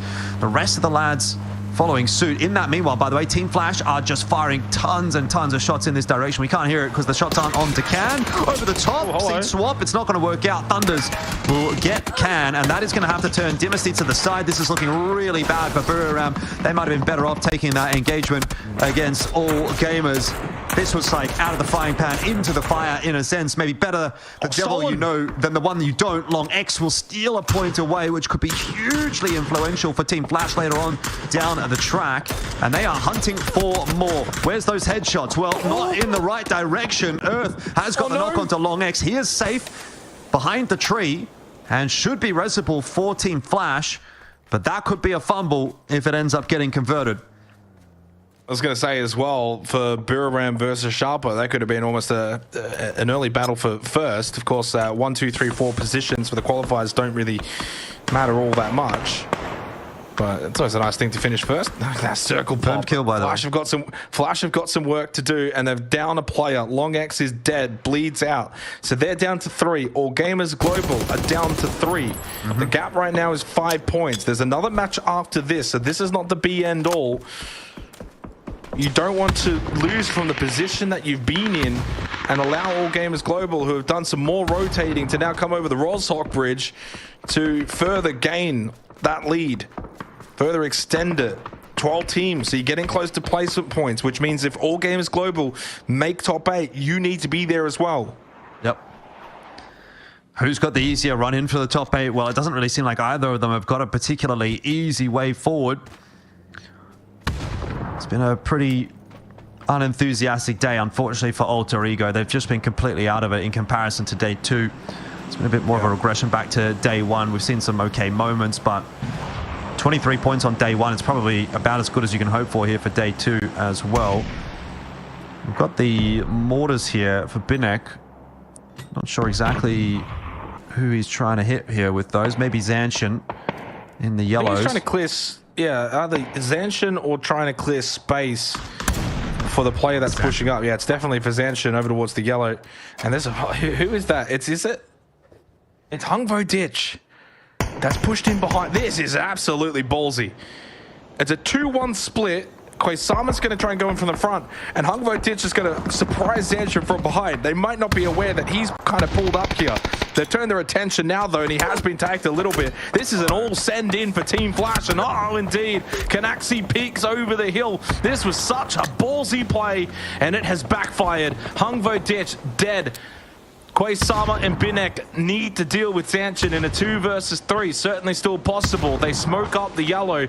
First nade connects onto Ken's, but how much more have they really got? FW starting to push in towards this location. That's a handy knockdown. Koisama trying to just get some refuge back into the smoke. Tries to ball the Panzer. Knocked though. Koisama on 1 HP. He's able to heal up timely with the first aid kit and going for the res while the smoke is still up.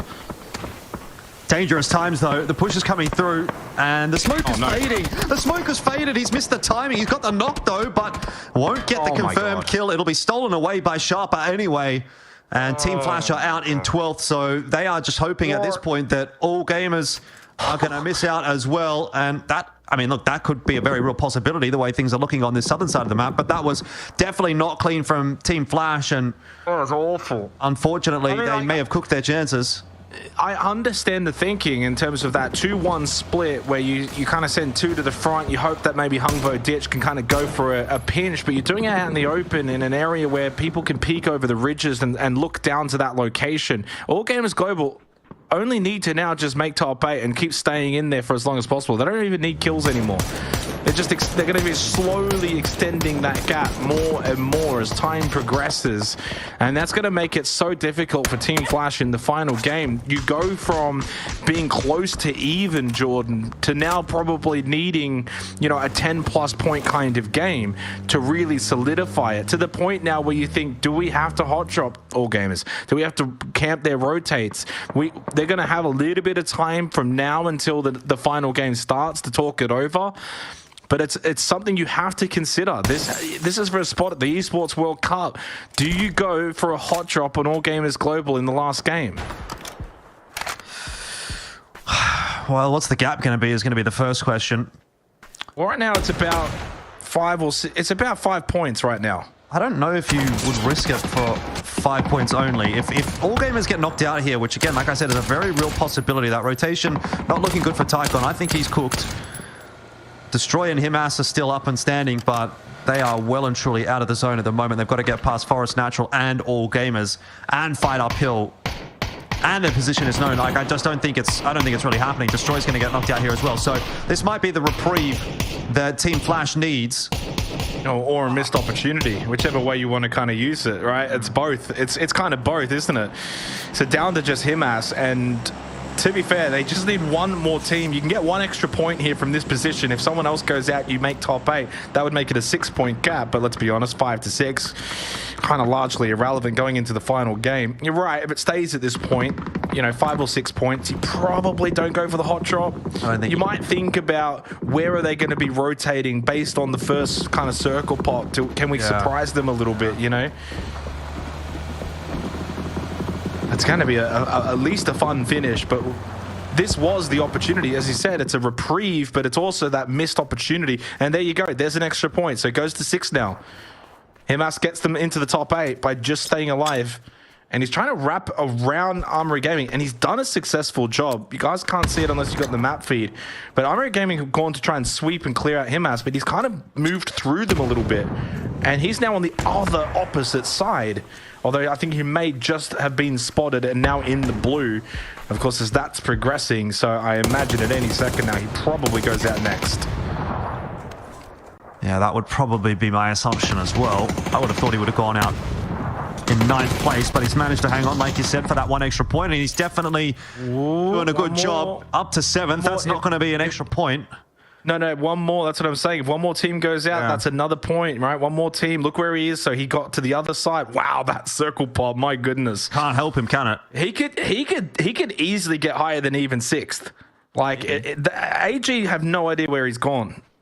It's a bit of a run, though. AG do get themselves a knock onto TDT. I'm just looking about who could be the next player to go down. I mean, maybe... Is it Jexy up here for Roy? Sitting in the center of the zone if someone spots him, but I think most teams have kind of just forgotten about him, so he's trying to keep his head down as much as possible. Doesn't look like he's going to be under too much pressure at this stage. Maybe he can even get himself another kill point or 2 onto these FW knocks. He'd be coming up over the top. May spot out Jakes if he continues in that There's a couple of solos here, Jordan. I'm telling you right now, Himas can get top 4, and I think he's likely to get top 4. I'm going early on this. That is early. I'm feeling really confident. You're investing in the stonks, mate. I don't know if you've got a great track record, but we'll see. Himas keeping his head down. Oh, that's unfortunate. for Roy. He was spotted out. Jexy was spotted out, but Buriram are now out in 7th. Top 5 as TDT get eliminated in 6th. Xenox is looking forward to cashing in. Jexy was spotted out, but he survived because the kill came through too quickly. And Himas is on the move again. He's going to get into the zone. He's now been spotted out. You've just missed out. That's the most painful way, isn't it? But hey, he still gets himself another couple of points over the top of what was probably expected, and that may shift the needle a little bit. Talk about the possibility of that hot drop. Is that enough? We'll find out. 7-8 point gap. Do you hot drop? Do you not hot drop? Do you camp rotates? Do you not camp rotates? I think you go at least. I think you got to at least go camp rotates, or or at least be aggressive on them early. I think hot dropping's probably not what you need to do, because then you're at risk of, if you lose that fight or come out incredibly wounded, you're basically done. But at least you could, I guess, if you wanted to, decide the tournament right then and there, just about. Because if you wipe them, then you're going to need like 4 more points, and you only need 4 more points because they're not going to get anything. I personally would love to see an old school hot drop, but if it's not that, I think they need to actually think about a proper camp rotate setup, or they might just say we've got to back ourselves in and hope that All Gamers Global are unable to pick up as many points. But the problem is, if it's a 7 or 8 point gap, like, let's say All Gamers Global pick up 4 points, well, then you need like a 12-point game. Yeah, or more. Yeah, so like it's going to be at least fun. It's close enough that the last game is going to be fun, Jordan, and that's what we wanted. That it's single digits. It's possible. At least it matters for the first 10 minutes, you know what I mean? Like, there's going to be something to sort of sink our teeth into. I mean, look, let's have a conversation about that when we get into it, because there's a little bit more nuance in there that I want to talk about with that hot drop, but should just close this game out first. It might actually be a little bit of a slower final finish here. We're only 25 minutes into this game, by the way. It's probably got a good another, like, 6-7 minutes to go with only the 3 teams, and they all have a fair bit of space. Now, FW Esports are up on the high ground, but they are the team that's going to have to move their way in. So once they start to move, this is where things could start to get a little bit messier. Razor's going to be the first one to have a little bit of a look down the hill. And he's okay so far. He's going directly towards UNQ. And Canax is going to go right past him as well. So they might have cooked this one a little bit, unfortunately.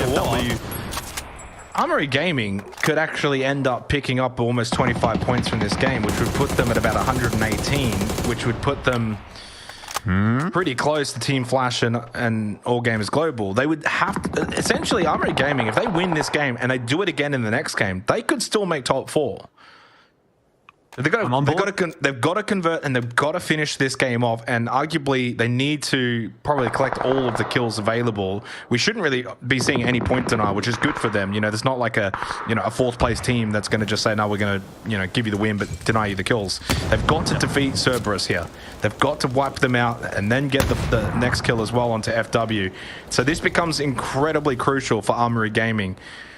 They'll still be a long shot in the last game, but they'll be the only other team besides Team Flash that has any kind of chance if they can, of course, have another game akin to this.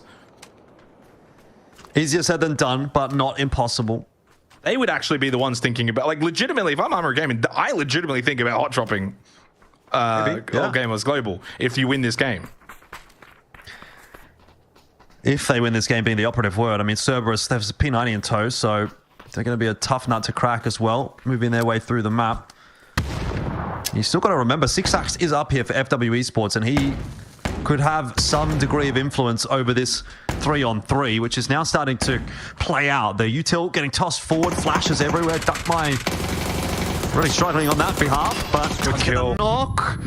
And Shanks going to be on the floor. This is problematic. All Gamers, Armory Gaming, I should say. As you said, they kind of need this win. They need all of these points, and it's going to be much more difficult now that Shanks is on the floor. Blue Zone nade will force Duckmai away from the rock. Just wonder if AG are running a little bit out of utility here. And Duckmai's going to go for the push-up. Oh, he does get the knock. Only one up now to 1v1. Sololzy wins it. And that might just spell the end for Armory Gaming. Little did they know they were a very solid chance. So Lolsey just taking the 1v1, and none of this matters at this point. Neither FW or Cerberus are even remotely close enough to the top 4, but a good feeling for Cerberus to finish off that particular game for what would now be their first chicken dinner of these qualifiers. Armory Gaming so close, Jordan, to giving themselves one last little hope going into the final game, but they fall short. They lose the battle. They lose the 1v1 in the end to Sololzi, who then wins the final 1v1 as well against FW's 6 sacks. And we are set up now. 1 game to go. Match 18, 4th versus 5th, single digits. That's what the last game is going to come down to, and we will see which team will be joining essentially Sharper, TDT, and Biruram at the Esports World Cup from APAC after the break.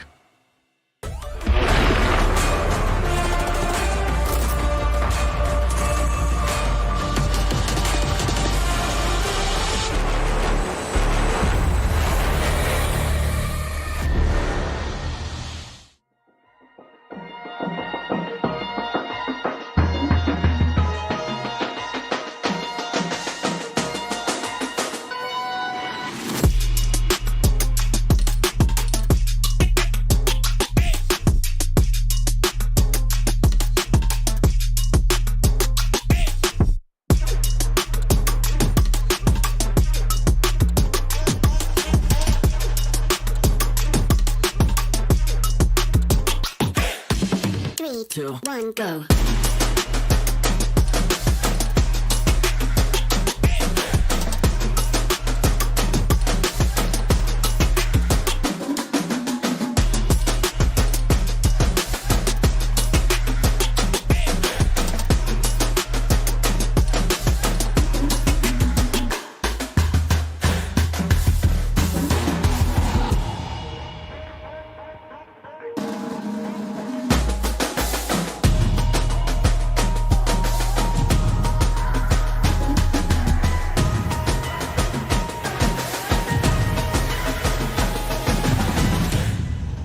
Three, two, one, go.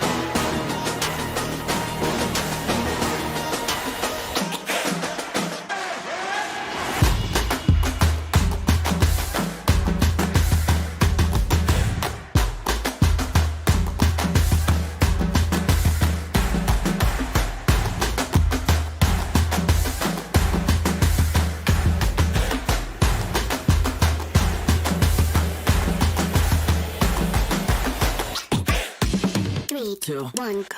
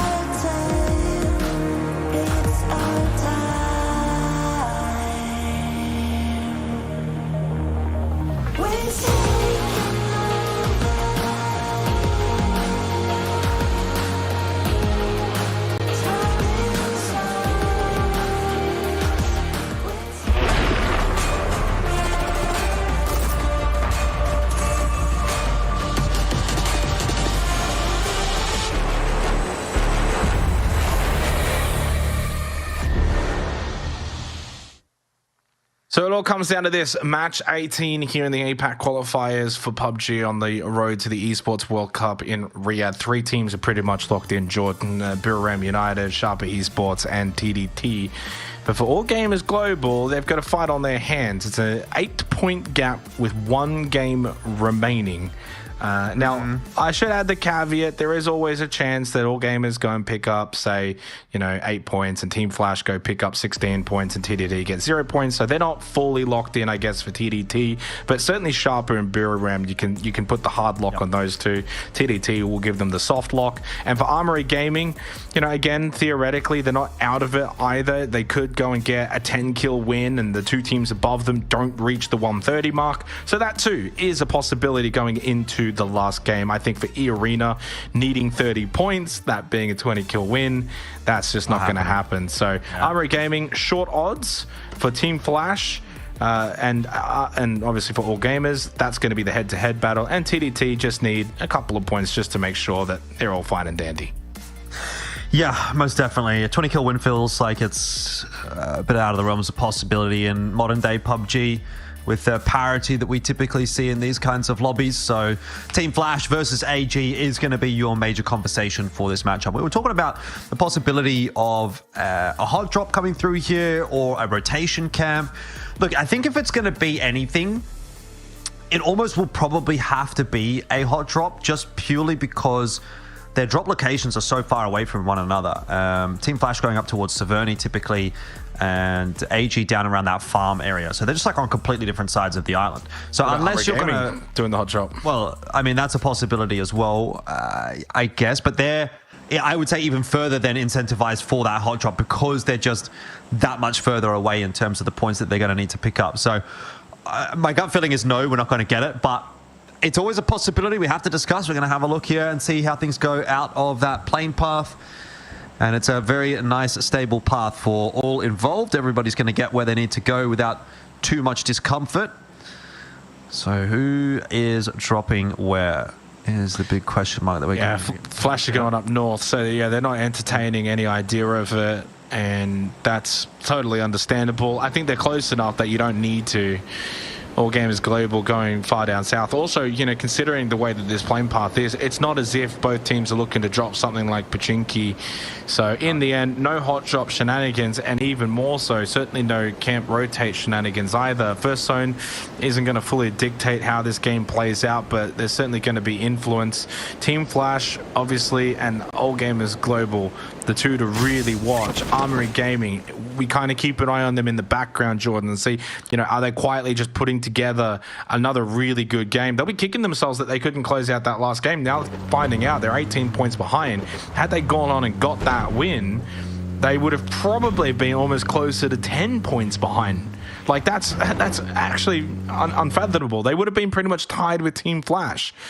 Looks like there is actually a hot drop over towards the quads, but between two teams that I think are just fighting for, obviously, the vehicles. 6ax will get probably this elimination of Hoang, so his time in the APAC qualifiers is done, but his time at the Esports World Cup will not be done as long as TDT just get a couple of points just to make sure there's no funny business. Yeah, I mean, TDT were... you did sort of highlight maybe a bit of an outside chance if things really didn't go their way in this final game. But if they were to pick up a couple of quick points here against FW Esports, then that likelihood becomes quite diminished. Van Nye already getting one on the board there against Rides. And again, that's going to start to lock TDT in. He's got the Tommy gun in hand. And around the corner, double swing. That'll do it. Enough to get the better of 6ax. Nice work from Judd and Van Nye. And you're right, 2 points on the board here already, starting to make us very, very comfortable for TDT. Not to mention the fact that they've got themselves a nice setup already. I mean, they're up in the quads here. The zone pool has come north again. It's not quite as sort of Severny centered as it was in the previous game. Got a bit of Starbar Hill involved. We've got Yasnaya Polyana as well there, which is incidentally where Team Flash are. So I guess they'll be happy with how that pool has gone. Again, Flash have the same sort of game as what they did in the previous, where they get the phase 1 zone, they get the options of where they want to go, and it's about making the correct call of where do you think this zone is going to end up pulling. It's very hard to make that call off of a phase 1 zone, typically. but they're going to have to try to take a gamble here and see what they can do. At least that kind of destiny is in their own hands, as opposed to rotating in late, having to take a position that nobody else really wanted, and then just kind of hoping for the best, which will potentially be more up the alley of all gamers. And with those 2 kills as well early on now for TDT, they go to 137. So all gamers would need 10 points and Team Flash would need 18 points. Both of those 2 things would have to happen for TDT to miss out. So still a possibility. It's not out of the realms of impossible, but that's what that's kind of the right now. That's the caveat for TDT. So again, any little 1 or 2 points they get from here just further makes that more and more and more unlikely. You kind of can't say that 100% locked in the same realms as Buriram and Sharper. Which, credit to Sharper, their turnaround this tournament midway through day 2 all the way through into day 3 has been tremendous. Buriram, I almost feel like a little bit I'm pretty chuffed with myself, Jordan, when, we were kind of midway through day 2, and I was just sort of saying Buriram to me felt like the best team, even if they weren't the #1 team. Well, it's looking likely they will end up being the #1 team, even without a chicken dinner.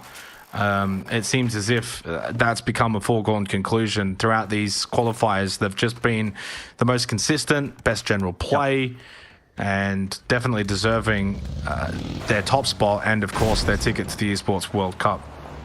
Yeah, I mean, I don't know if I would have necessarily said the same thing, to be honest. I think on those first 2 days, I would have been really happy with, all gamers coming in the top spot. But they have just fallen off so dramatically here on day 3 that conversation certainly shifts over to Buriram. But I think definitely on the first couple of days, I would have had my money on all gamers. Buriram, though, with the consistency that they've shown, especially without having found that win, you're right, are a really, really good shout at the moment. And Salalzi getting some points in the back pocket, or hoping to get some for Cerberus. Because once again, it is ISG that do become a bit of a points pinata for some of the other teams that are a little more established. An Everest position for Cerberus, so they're going to try and find some info. They do love that Everest position. We talked about that, I think, last night when there was a circle over on the western coast, or more toward the western coast. Cerberus were set up in that Everest position, so a fairly standard rotation path for them. The team's got to be aware that they're going to be likely to run into Cerberus if they are going to go up Everest this late in a game. I say late, we're only 6 minutes in, but even still. Harmony Gaming, is there anything to be said for them? We'll be finding out. Zanshin say if we can't have them, no one can. The cars are going to be useless now with no tires. And it's time for an E-pickup all the way up to the north. But where are they going to choose to land? Oh, someone didn't make it. I think he hit the building. I think he did. I'm pretty certain he's hit the edge. And now he hasn't got a car. They've broken all the tires. He doesn't even have a car he can use. That's the most Zanshin thing to happen throughout this tournament for the team. Oh, that's that has unbelievable. Had the worst time at this tournament for the final game to just have that. But it doesn't really matter. They'll probably just be laughing, and more than anything, I don't think they're going to be, annoyed by that. It's just, like, that's just you just have to laugh at that point. And hopefully they take that the right way, but that's hilarious from our perspective, and probably even hilarious from their perspective. It's sort of like, well, this sums up our tournament here in the APAC qualifiers for a team that was so good in the rest of APAC quals to finish first, to get the direct ticket straight to these finals, didn't have to play round 1, round 2 of the APAC quals. That's just summed it up beautifully. As we get towards the final stages, All Gamers Global are finding themselves really on the south end of this opening circle, not looking to cross past the Roshok River just yet. Armory Gaming have done that. They're just on the other side of the Roshok River. In Flash, Still go south. Just to the west. If this goes south, it can go south. Yep. Big. Yep. It'd be big for All Gamers. Zanshin, the trio of at least, have landed on Canaxi's little spot in the world and told him to move out. And he's out of there, not too interested. So Zanshin have got themselves a position to play from. By the way, Prazel, who was the one that missed out on the E-pickup, is still ferreting around in Milta, seeing if he can find any type of vehicle. Oh, he's been knocked. But yeah, I mean, I'm quite keen to see where this next zone shift is going to go in a couple of minutes' time, because that is going to tell us a lot about how this game will play out. If this ends up pulling south for whatever reason, all gamers all of a sudden just kind of become a lock, because I don't see Team Flash getting out of the absolute mess that they're in. Like, there's just a soup of teams around there. It looks like, you know, we've thrown a bit of carrot, bit of celery, bit of meat, bit of potato, bit of everything into the pot, and that's kind of what it looks like in the area around them on the map. Little colors everywhere. So getting out of that position is going to be tough for Team Flash. Yeah. I'll be hoping for that northern shift. If they don't get it, I think they're in trouble. Well, it's even less to do with the fact that it would pull towards All Gamers Global, and just more to do with the fact it'd be pulling away from Team Flash, and them getting out of that spot's going to be far more difficult. FW riding off into the sunset after losing the 2 players to begin this game to TDT, who are still around that area. I think holding out close by to the warehouse, or not in it, but close by to it. All Crazy Rabbits had some decent moments throughout this tournament. Oh no, Hungry Ditch is dead. I don't know how that has happened, but there's a second to follow, and dare I say, this is done. Even despite the fact that one thing that's helping out Team Flash is the fact that E-Arena are taking on All Gamers Global. How is this, and now Long X is dead. What has happened? I'm not sure. How have they thrown this? We didn't get to see any of it. It was some multiple teams as well. They might have, I don't know if, were they just not set up somewhere safe? I thought they would have had a really solid setup, but not the case. Keisama is going to have to be the one to snake it out here, and the zone shift is favorable enough for him. I mean, it's taken this thing out of the last game, and sometimes, how many times does this happen? It's either the standstill finish, 25-minute mark, or it's just done in 10 minutes. You know, like it's so crazy how it's just one or the other, and you just have to kind of sit back and ponder what actually happened for them to just die in that fashion. Of all the teams, you know, of all the teams to die, why did it have to be them? What are they doing though to die like that? Like I'm struggling to really grasp, because we didn't get to see them really at all. I don't think we've actually really looked at them at all this game. And well, it is what it is. It's set up, obviously, for All Gamers Global here. They don't have to really do anything now. The only thing is Armory Gaming, if they go on and get, you know, like a 10-kill win and All Gamers Global get nothing, that is still enough. You know, or even sort of like a 14-kill second place, for instance, does that, and there goes Opon. So I'll just stop talking. It's over. It's over. It's over. It's Jova. Joe, you've done it again. Oh dear. Well, it's not over until it's over, but it is looking pretty rough. And I think it's AG are kind of. All right. It's over for Who's going to talk first? I don't know. It's over. We're done. We're cooked. We're done. This has just thrown the entire game into disarray. I was going to say, oh god, this is just unbelievable. God. All Gamers Global, you know, like limping over the finish line as Team Flash finally eliminated. I don't know how the hell they've end this pain. End this pain. It's just ended. Dear. But like, even for All Gamers Global, they've pretty much just limped over the finish line tonight. They've only picked up 17 points in 6 games. Like, talk about a prime opportunity for these teams outside the top 4 to catch up. 17 points tonight. Like, that's just maddening to think that Team Flash, I mean, and to be fair, when we came into tonight, we said Team Flash, we kind of didn't think that they were going to be able to play the catch-up, and we ended up being right. Yeah. I think AG are kind of reading into, obviously, what they're seeing on the kill feed, and they're recognizing, well, we don't have to do anything anymore. Like, they're just chilling. They are not looking to do jack at this point. Set up as far south on the zone as they can be right now. Take it as slow as they can.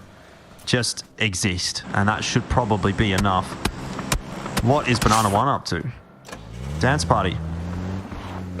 Calling the E pickup is AG. So that may be their way into this zone. That might be why they're playing so far south at the moment.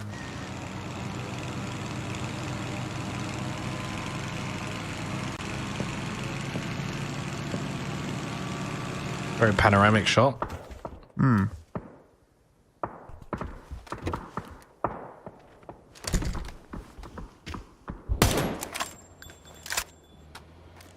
I mean, I guess there's the battle for first, but again, inadvertently, there's no real difference between first, second, third, fourth, etc. No monetary difference. There's no points or anything like that. You just need to be in the top 4 to qualify for the Esports World Cup. Which,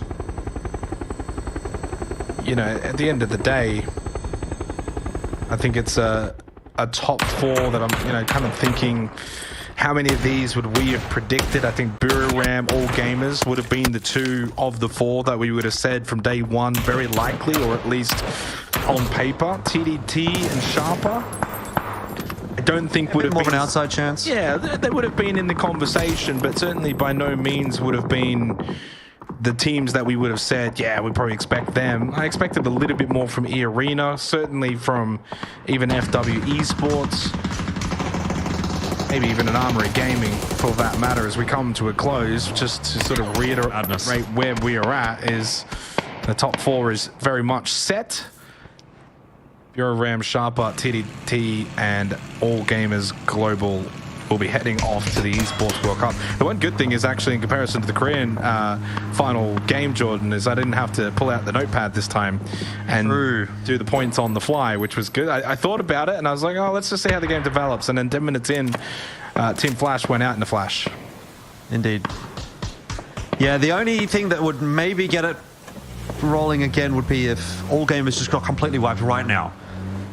And then Armory Gaming could think about it, but it's not really giving me that kind of vibe. It's a very messy kind of zone shift here. A lot of players going down. I think everyone's pretty much happy with where they've ended up finding themselves in the overall leaderboard. So some caution being thrown to the wind, just like a piece of debris right there. What was that? I'm not sure.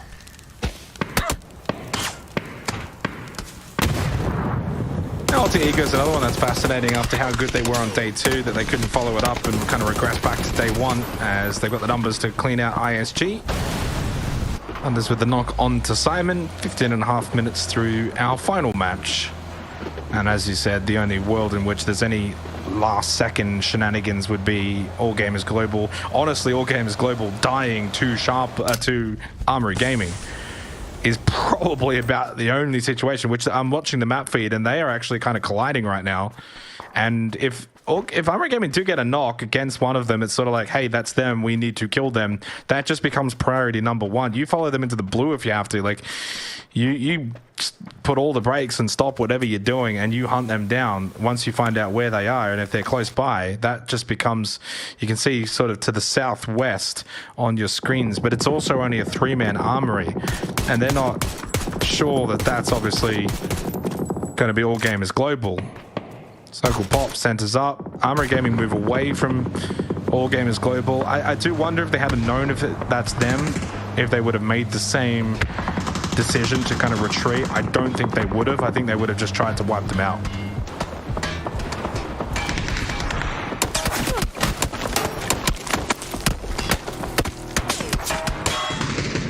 And unfortunately, it seems as if Jordan has also decided he's out too with a PC crash, so I'm completely by myself. And now it's very much a throwback to the old PUBG 2018 days of solo casting and solo observing and solo producing, but in this case, of course, just the solo casting in a match which is very much a dead rubber. 17.5 minutes ticking over now into phase 4. Center circle. 3 up for E-Arena in a shack. TDT on the ridge, and here comes All Gamers Global for one last rotate in, potentially. Get to the rock, get the knock onto Neb 1. Should be able to convert that into an elimination as well. Hisaki, though, does get knocked down by Lambo, who is now the last one up for the 4 Crazy Rapids. Now it's just 1 Crazy Rapid on the move, going for the seat swap out the back, and that's actually a wonderful knockdown onto Destroy. In the end, the 4 Crazy Rapids get eliminated as Himas will find that kill. And Jordan is back as well. Yeah, I mean, I don't know. I think my PC was just feeling the same way that a lot of these teams are about this current game. Everyone's getting absolutely wiped out, and so was my PC, apparently. But yeah, well, catching back up with things. Doesn't look like anything too outrageous is happening. I can see AG still alive. Destroy has gone down to the blue, but it's not a massive concern at this point, as Armory Gaming taking their little time to get involved in this one. So really nothing of massive note necessarily to say. But I guess the biggest conversation here is, can anyone that hasn't really been having a great run finish well? Maybe Forest Natural, could they finish off with a win? It would almost be bittersweet if they did, because they would then end up being so close yet so far, right? Like if they would win here, you'd go, well, with one more game, Forest Natural could do something. But unfortunately, there isn't one more game after this for them. They've just missed out. E-Arena, perhaps the same conversation to be said. What about TDT? Maybe a nice victory lap for them. Certainly won't be for Armory Gaming, as they are now down to just UNQ. And here might be even another point on the board for All Gamers, just to ensure things will get stolen away by E-Arena. Armory eliminated in 11th place. Nice shot in there from Leo. And there is no more chase pack left. Everybody that was a potential threat for All Gamers is done. All Gamers still alive, so we can pretty much now confirm the top 4 going through to EWC as a result. Absolutely locked in, which is good. I always say the one thing that I always sort of just always have at the back of my mind is doing the maths wrong, calculations. Last game, 1-2 points here or there, and you're like, have they got it? We don't know, especially when we don't have the API leaderboard to kind of help out. But that's not going to be the case. Of course, in this instance, it's all done. Yeah, and I said they've kind of maybe limped over the line tonight, All Gamers Global, but I think their potential at EWC will be higher than what we've actually even seen in this tournament. I think there's been clearly their best can be the best. Yes. Can they just do it? Can they do it enough? That's the question. No disrespect to Biram, but they never won a game. Their consistency was the best. Their general play was the best. But if we were to kind of take peak, who had the best match between the two of Biram and All Gamers Global, you're going to take All Gamers Global. So that's a strength of theirs they can take over to Riyadh. Yeah, I'm not even really that mad about the teams that we've got that are going to qualify. I think you've probably got the 4 best teams that have actually played in this qualifier. It's not like any funny business necessarily that's come through, like one team's been unlucky or something like that. I mean, it's, to me, no doubt that All Gamers and Biram have probably been the 2 of the top teams. Obviously, All Gamers had a slow day today, but I think they displayed enough to me to think, okay, eye test wise, they really do look like a solid shout. Sharper definitely had their moments, took a bit to get rolling, but they also, when they were playing well, really looked like they were very, very solid. And TDT have been a consistent force as well, so I think a lot of positives to take away for those 4 teams. As we do see 2 of them fighting against one another, it is going to be All Gamers trying to dislodge Sharper.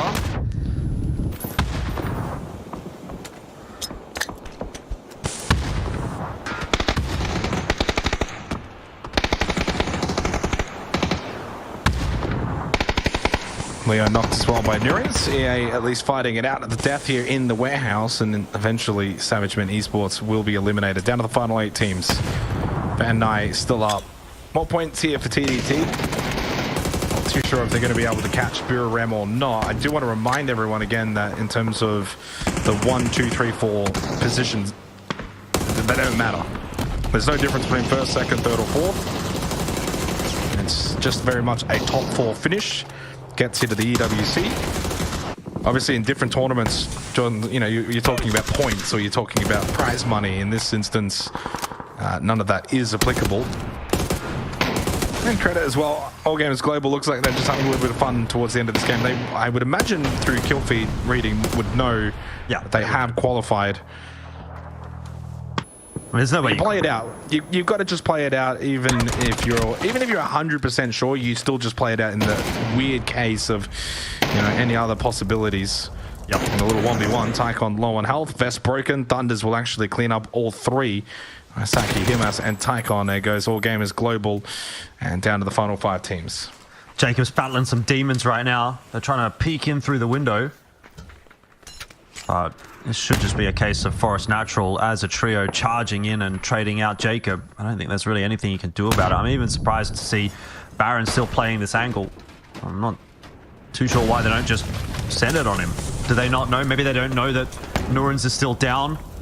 Could be assuming that Jacob's been able to find the res and there might be 2 players in here. That could be one of the reasons. Well, there we go, finally. Jacob opens up an angle for Baron, and we are now into the top 4. Sharper and Buriram, the 2 teams in the top 4 overall, are looking for a victory lap type of a win. And Could they get the win? What if Zanshin could get that win? That would be. Could get their win.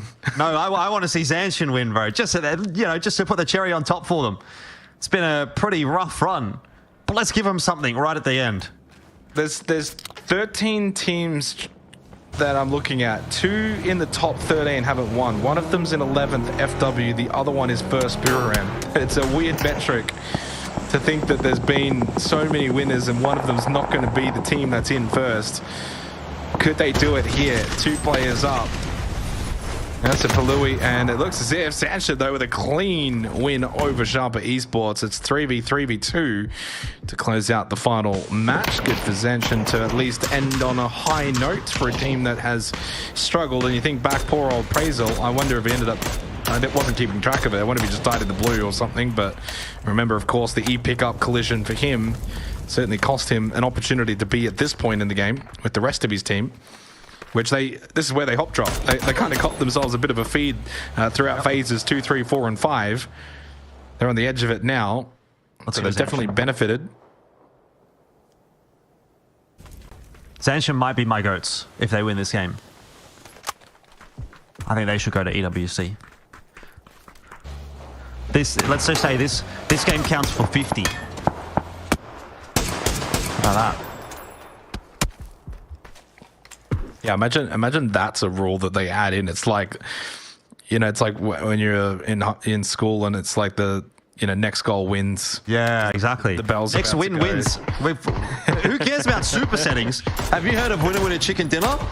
Win the last game of the tournament. That's what actually matters. There, that would be don't even give them ideas. We've already had. Don't even say words. Don't even. We've already had tournament structures in the past that were actually too similar. Yeah. Well, it's going to slow down a little bit here. Zanshin are inevitably going to have to move, though. They should have a decent number of smokes available to them, which they're going to certainly have to use well. It's really looking like it should be Forest Natural. Here comes Zanshin on the move. Nicel out in the Dacia to try and take a little bit of space underneath the ridge. Where is Buriram in all of this? They're just kind of chilling in the hut.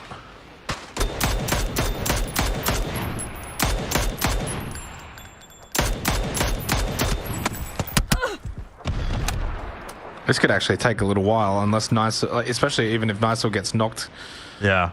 To finish off this last game. Riz going for a big wrap actually up north, and this may end up working, even though he is split from Can. Looking at that mini-map, Baron has just checked behind him, but it doesn't seem, it's not a hard check. He doesn't really know that Riz is here. I think it's more of a soft check to just kind of when you look behind and you're seeing, is anyone creeping up on me? But he can't see him because he's so far up. Holographic on.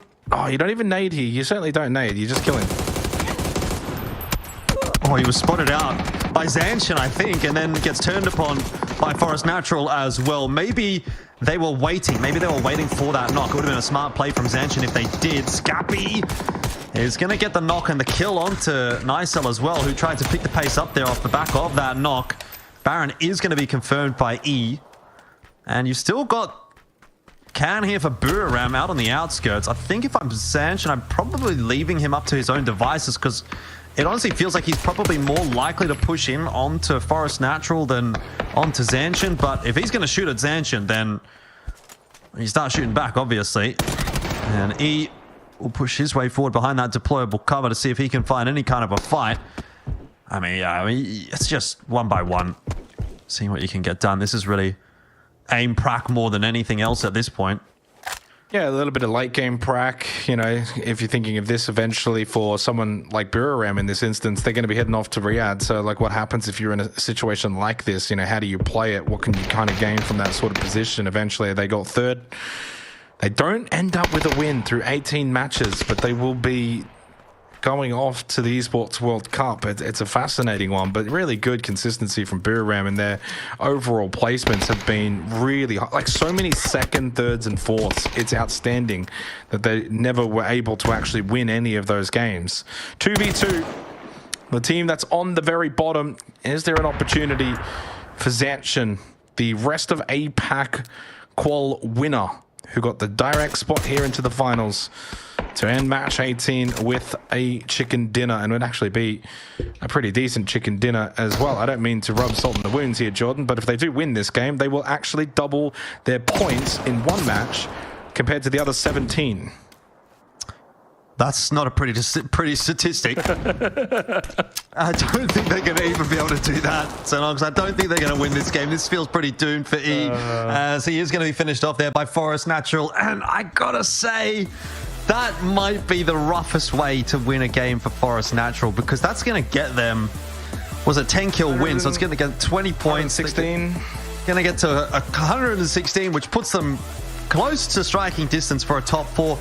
Had we had any more games, but we don't had any more games. So Forest Natural, they'll perhaps end up in 6th place, just below Team Flash. A good final game from them, but our 4 teams that are qualified, we knew were from the outset pretty much going to be Buriram and Sharper, and then it was just a question of would it be maybe TDT or AG getting knocked down a peg. That didn't happen. Those 2 teams are confirmed, and so we have our 4 EWC qualified teams. Yep, 100%. Congratulations, Buriram, Sharper, TDT, and All Gamers Global. Again, you certainly don't need to worry about who finished 1st, 2nd, 3rd, 4th. I mean, it'll all be updated on the Wikipedias and the Twires and the PUBG Esports.com tournament leaderboard as well, Jordan, if you're really fascinated to kind of see who ends up actually having finished first. I'm pretty certain it will be Buriram, though, to have technically taken out 1st place. But again, there's no difference between 1st, 2nd, 3rd, or 4th. Those 4 teams will be representing the APAC region over in Riyadh for the Esports World Cup. And, you know, I think the tournament that has played out in the 18 matches that we've seen, there's no, for me, disappointment with the 4 teams that we've got. You know, there was no funny business where one team played really kind of average for the most part and then just had one super mega night, won 3 in a row and just stole the spot away.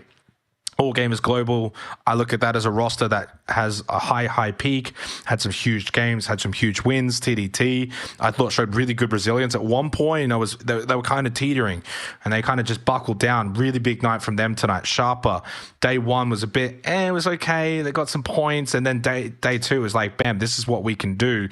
And the back-to-back wins then set them up, and they followed in on that as well then to start tonight. And there was that run, I think it was a stretch of like 7 or 8 games where they just looked like the best team in the server, and obviously Buriram were able to do it essentially all 18 games.